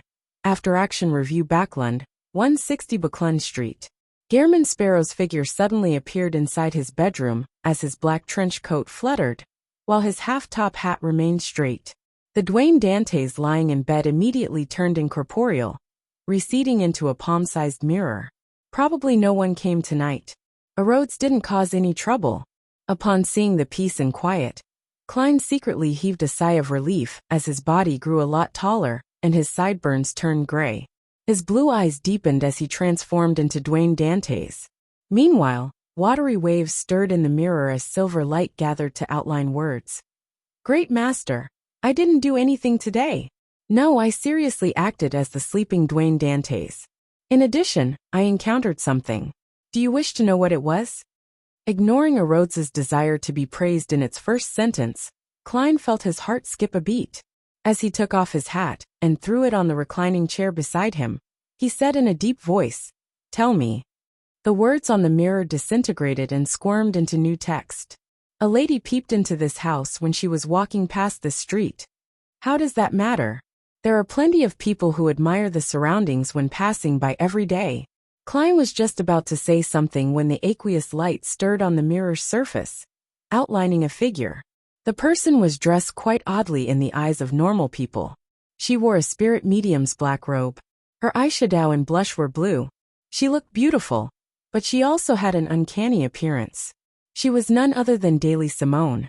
This lady had turned her head to look out as she passed by Unit 160, while on a carriage moving down Backlund Street. She had stared out for more than 3 seconds. Man, she not only had an impression of Dwayne Dantes because of his eyes, but she has also grasped something about the situation? Klein frowned slightly and asked, "Anything else?" "No." As Rhodes presented the word, it sketched what symbolized a sworn oath. Klein nodded and ignored the mirror's passion. He then sent it away.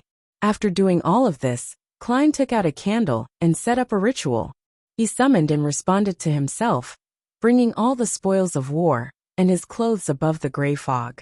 He planned on separating Gehrman Sparrow's and Dwayne Dantes' clothes. He didn't wish to miss out on any details in the future. Pa! He snapped a finger and made the candlewick burn with a scarlet flame. Flame! Flame! Klein's gaze froze as he quickly closed his eyes and turned around, his back facing the candle. Then, he controlled Senior to approach the desk. During this process, Senior's body trembled violently, but he ultimately reached out his right hand to extinguish the fire. "I'll sleep for the night and think about it tomorrow. No, I have the tyrant card on me, and it has already been activated. Although there's the wall of spirituality to seal it, it might not be able to fully screen out the attraction force from those of the same pathway. It might only weaken its influence and take more time. Back when I was in Byam, I came and went quickly, without daring to stay too long." Just as Klein calmed down, he thought of certain problems. A few seconds later, he slowly took a deep breath, raised his hand, and snapped his fingers to light the candle. Following that, He held back the horror in him as he controlled Senior to take another 2 candles to set up the sacrificial ritual. This way, it skipped the step of him responding to the summoning for the entrance to the real world via the flame. After everything was done, Klein turned around with great difficulty as he piously lowered his head. Without looking into the candlelight, he seriously chanted the honorific name of the fool. Via sheer willpower, to the point of him bursting out in tears, he finally completed the ritual and sacrificed all the items, sending them above the gray fog. Phew! Klein exhaled. Taking 4 steps counterclockwise, he arrived at the silent, mysterious space. Sitting in the fool's seat, he first picked up the tyrant card, and he triggered the content hidden within. The card of blasphemy immediately became 3-dimensional, like a palm-sized book. As he flipped through the pages, each page had a Roselle Gustave. He was either playing the role of a sailor, or he was wearing a captain's hat and holding a sextant. Otherwise, he was singing loudly with the sea as his background. Klein was rendered speechless by this sight. He felt increasingly convinced that his fellow Earthling was way too narcissistic. I'll be really impressed if the Demoness card also uses his image. As Klein lampooned, he read through the corresponding contents, analyzing the sequence names, ingredients, and rituals of the storm pathway. Sequence 9, Sailor. Sequence 8, Folk of Rage. Sequence 7, Seafarer. Sequence 6, Wind-Blessed. Sequence 5, Ocean Songster. Sequence 4, Cataclysmic Interrer. Sequence 3, Sea King. Sequence 2, Calamity. Sequence 1, Thunder God. Sequence 0, Tyrant. The ritual to become Tyrant, or in other words, the Lord of Storms, is very different from that of the Black Emperor. Firstly, it needs hundreds of thousands of followers to submit and believe in said person out of fear. Secondly, it is to challenge a true deity, in other words, another Sequence 0, and survive. Finally, in this atmosphere of fear and submission, consume the potion to complete the advancement. This sucks. A Sequence 1 who hasn't experienced a qualitative change is to challenge a Sequence 0 true deity. Doesn't that spell almost certain death? Besides, what if there's no Sequence 0 during that era? Then, wouldn't one need to think of a way to nurture one, or to switch to a neighboring pathway? Of course, the ritual might not be necessary. With enough luck, there's still a chance of succeeding by directly drinking the potion. Sea God Calvetua was such an example. It didn't even consume a potion, but instead an unconcocted Beyonder characteristic. The core of this ritual is the courage to challenge a deity, with massive feelings of fear and submission? Tyrant doesn't seem to come equipped with the Black Emperor's uniqueness of distorting rules, preventing him from resurrecting from the dead and returning from the void. However, it seems to be able to transform into lightning or light for a short period of time, perhaps capable of creating a planet-level disaster. Emperor Roselle's focus is on the formula and ritual. His description of the Beyonder powers and deity authorities are very vague. Klein casually summoned a piece of paper that wasn't conjured. Using a fountain pen, he recorded the Cataclysmic Interrer's potion formula and wrote a note in the World Gehrman Sparrow style of speech. Avoid recalling the contents of that picture usually. This was a warning for the hanged man. In the mysterious domain, matters that involved Sequence 0 required caution and carefulness.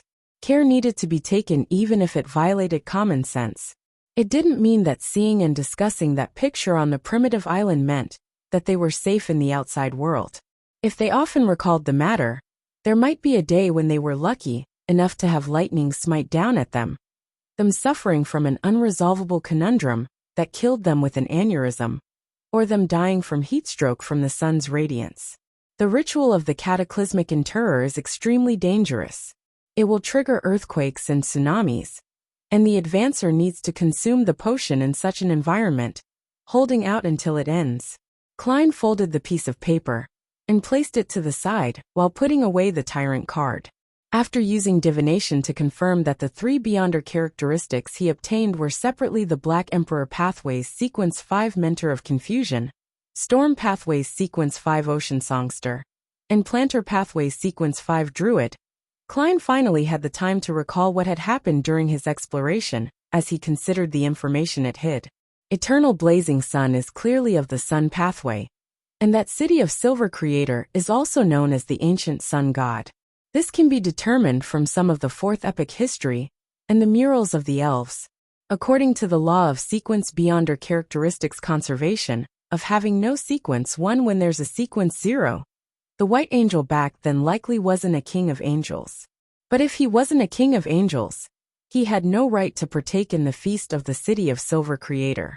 This not only has external elements in play, but it also includes the problem of jumping directly from sequence 2 to sequence 0, which has a high chance of losing control. Either eternal blazing sun had switched pathways to become a god, or the city of silver creator's main authority wasn't the sun. After he defeated the ancient gods, he had already allocated parts of his authority to the angels beside him, making them become kings of angels. Therefore, the elves' murals and the name that eventually spread had only indicated that he once wielded authority over the sun, and that it wasn't an authority he held the entire time. There's also another possibility. The creator, who took over the ancient gods' authorities, had the ability to allow a sequence 2 of the same pathway to advance to sequence 1. Klein's train of thought quickly turned to who had built the cathedral and left behind the mural. Due to the messiness of the various situations, he conjured a piece of goatskin, and he summarized all the points by writing them down to seek out the connection. That primitive island was discovered by Kalangos and Mr. Hanged Man. Kalangos received a mission from the Twilight Hermit Order. To obtain a priceless item, he headed to Baklan to assassinate Duke Negan, and he ended up dying at Mr. Azek's hands. Kalangos told Mr. Hanged Man that deep inside the ruin was a precious item that was in no way worse than Roselle's tarot card. But it was something that could only be obtained at sequence 5. He later obtained Creeping Hunger and became a pirate admiral, with a strength already equivalent to a sequence 5. That tyrant card remains deep inside the cathedral's catacombs. Kalangos didn't make any subsequent attempts? Or did his attempts fail? That cathedral was built by an existence who worships the ancient sun god. The mural depicts the dark history of the true deities before the cataclysm, and is clearly on the ancient sun god's side. The Twilight Hermit Order is suspected to be established by the son of God, Adam, with the goal of resurrecting the ancient sun god, the city of silver creator. That primitive island suddenly disappeared as though it never existed.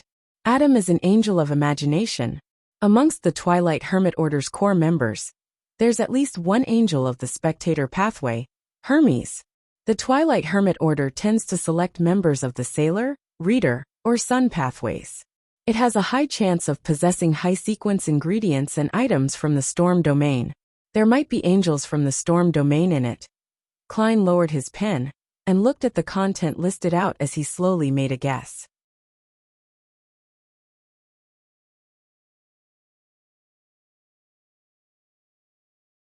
Chapter 8:16.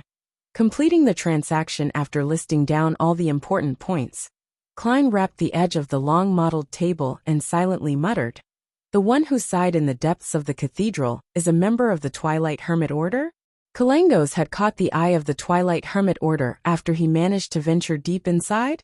Later, he obtained an advancement and received Creeping Hunger, allowing him to become a pirate admiral? If that's the case, it can be understood why he didn't go to the primitive island again to take away the tyrant card after possessing the strength of a sequence 5. It's yours only if it's given. You can't touch it if it's not given?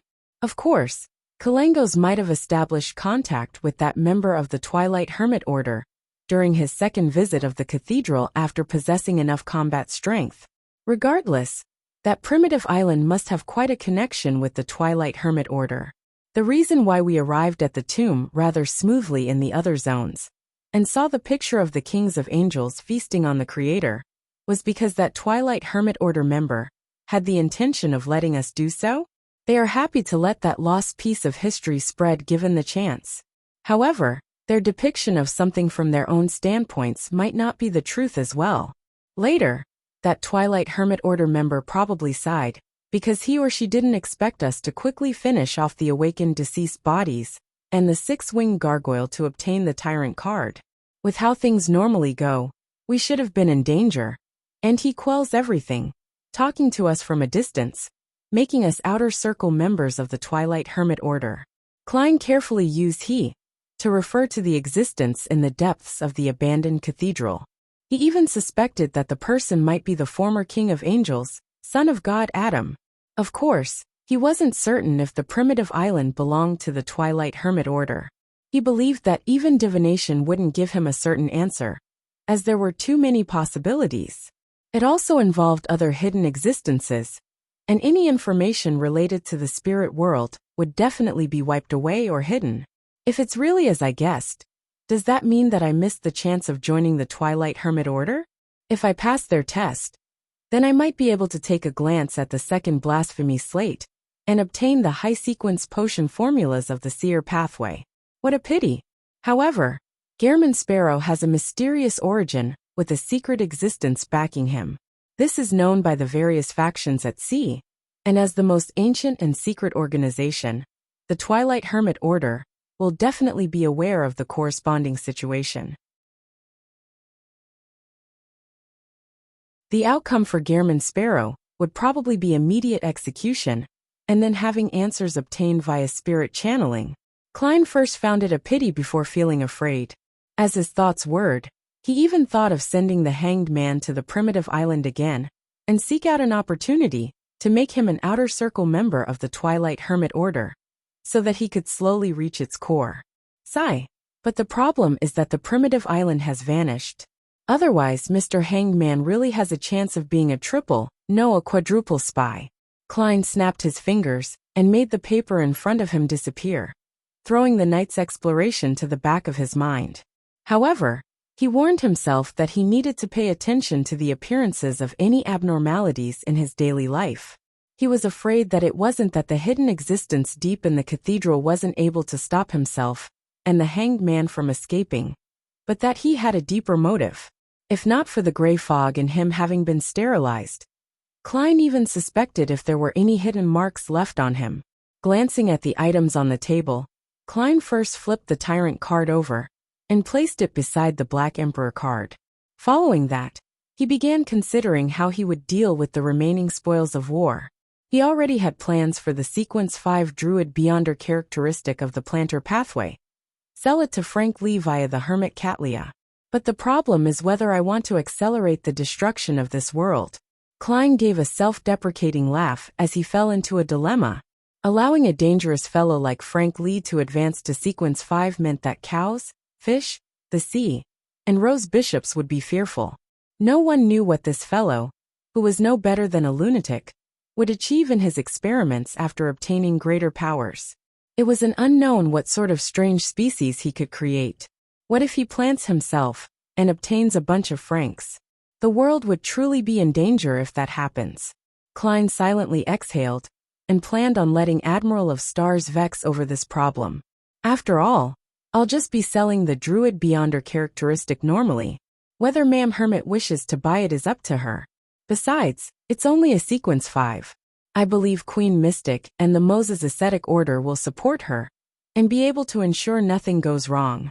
Besides, the Church of Mother Earth has a bunch of saints, angels, and Grade 0 sealed artifacts, as well as a true deity. There's nothing they can't handle. As Klein consoled himself, he placed his attention onto the Mentor of Confusion and Ocean Songster Beyonder characteristics.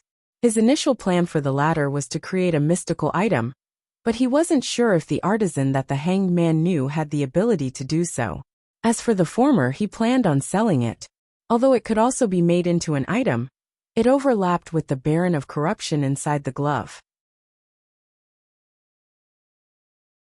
Besides, Klein also began to realize that having too many mystical items wasn't necessarily a good thing. Particular negative effects were a pain when stacked. With creeping hunger and the rentable Lamenos travels, he believed that it was best if he traveled light most of the time. Under normal circumstances, creeping hunger matched with death knell, along with a few purifying bullets, it was enough to deal with most matters. When in a sea or air battle, he could have an additional mystical item made from an ocean songster. In complicated situations, he could rent Lamenos travels when given the opportunity. If there wasn't an opportunity, he could use Groselle's travels for defense and throw out the Fate Siphon charm. And this wasn't considering his own Beyonder powers, Wraith Marionette, or the hard-to-use Sea God Scepter. In terms of fixed assets, I'm considered a true tycoon. Klein sighed as he made the Beyonder characteristics fly to the junk pile. As for the eyeball of the six-winged gargoyle, this was a material rich in spirituality and had some hint of strangeness. It could be used in a ritual to create charms. Klein temporarily had no better use or requirements for it, so he had already thrown it into the junk pile. After doing all of this, he disappeared from above the gray fog, and he returned to the real world. On Saturday morning, Furs had originally planned on waking up naturally, but she ended up being awoken by the world's transmission via Mr. Fool. He was returning Lamino's travels to her. Furs rubbed her eyes and planned on directly preparing the ritual, but when she saw her messy hair and puffy eyes, she decided to wash up first to make herself look human. She had finally sold the 2 properties yesterday, selling them at a higher price than she had expected. Even after deducting the corresponding taxes, she had received £6,550. To her chagrin, gold coins which were used in daily life may appear common, but when she attempted to collect them en masse, she failed to obtain much. After plenty of work, all she got was 600 gold coins. Phew, I can finally repay the debt and complete the transaction. Furs combed her hair and began setting up the ritual. Last night, to celebrate her first time accumulating such immense wealth, she secretly drank half a bottle of Lanty and a barrel of Southville beer. This resulted in her waking up in a terrible state. During the ritual, and after some communication, Furs paid £5,200 and 600 gold coins, closing the assassination commission and receiving an interrogator Beyonder characteristic. This way, she still had £2,530 in cash. As for the royalties from her 2 books, although they weren't much, they were relatively stable. After a brief wait, Furs saw the door of sacrifice and bestowment light up as 2 items flew out. One of them was Lamino's travels, and the other was a light blue translucent hexagonal prism. In it were streaking bolts of lightning. Mr. World sure has many Beyonder characteristics on hand. Furs sighed silently, and first thanked Mr. Fool before ending the ritual, to accept the interrogator's Beyonder characteristic. Finally, she picked up Lamino's travels, and flipped through it to see what additional Beyonder powers there were. As the pages flipped over, her gaze suddenly froze. This was because 2 of the charred yellow pages weren't empty. They were filled with mysterious and strange patterns and symbols. These represented Beyonder powers at the demigod level. A total of 2 pages. How extravagant! Furs couldn't help herself as she muttered. This was the first time she was seeing a demigod Beyonder power, which she could freely use. As a best-selling author who mainly wrote romance, her first reaction was that the world Gehrman Sparrow was chasing after her. But thinking back to how they hadn't met before, and how the gentleman was a cold and powerful assassin, she quickly rejected such a guess. She believed that the world Gehrman Sparrow was probably able to receive help from a demigod at any time, so he didn't mind such matters. Phew, I should try not to use it. I'll let Mr. World use it when he rents it again. Furs exhaled with some fear, completely lacking the guts to take advantage of the terrifying assassin. After composing herself, she used her crystal ball and identified all the new Beyonder powers. She felt that they were all relatively useful apart from full moon. If I wish to commit suicide, this is quite a useful one, she muttered and closed Lamino's travels. She planned on giving Zio the interrogator's Beyonder characteristic when she returned in the evening. At 7 in the evening, Klein wore starched clothes as he waited at the foyer with butler Walter and valet Richardson to welcome the guests at his ball. Soon he saw a familiar face walk over. Aaron Series. This famous surgeon walked to the main door, while helping his pregnant wife. Pregnant lady. Klein's heart stirred as he walked over with a beaming smile. You're tuning in to the Li Mei's Wuxia Whispers YouTube channel. We're so grateful for your support, and don't forget to subscribe to join us on this incredible journey through captivating stories. Your generosity through donations truly makes a world of difference, as it's the primary source of revenue that allows me to expand and enhance this channel for you. Thank you from the bottom of my heart for being a part of this adventure.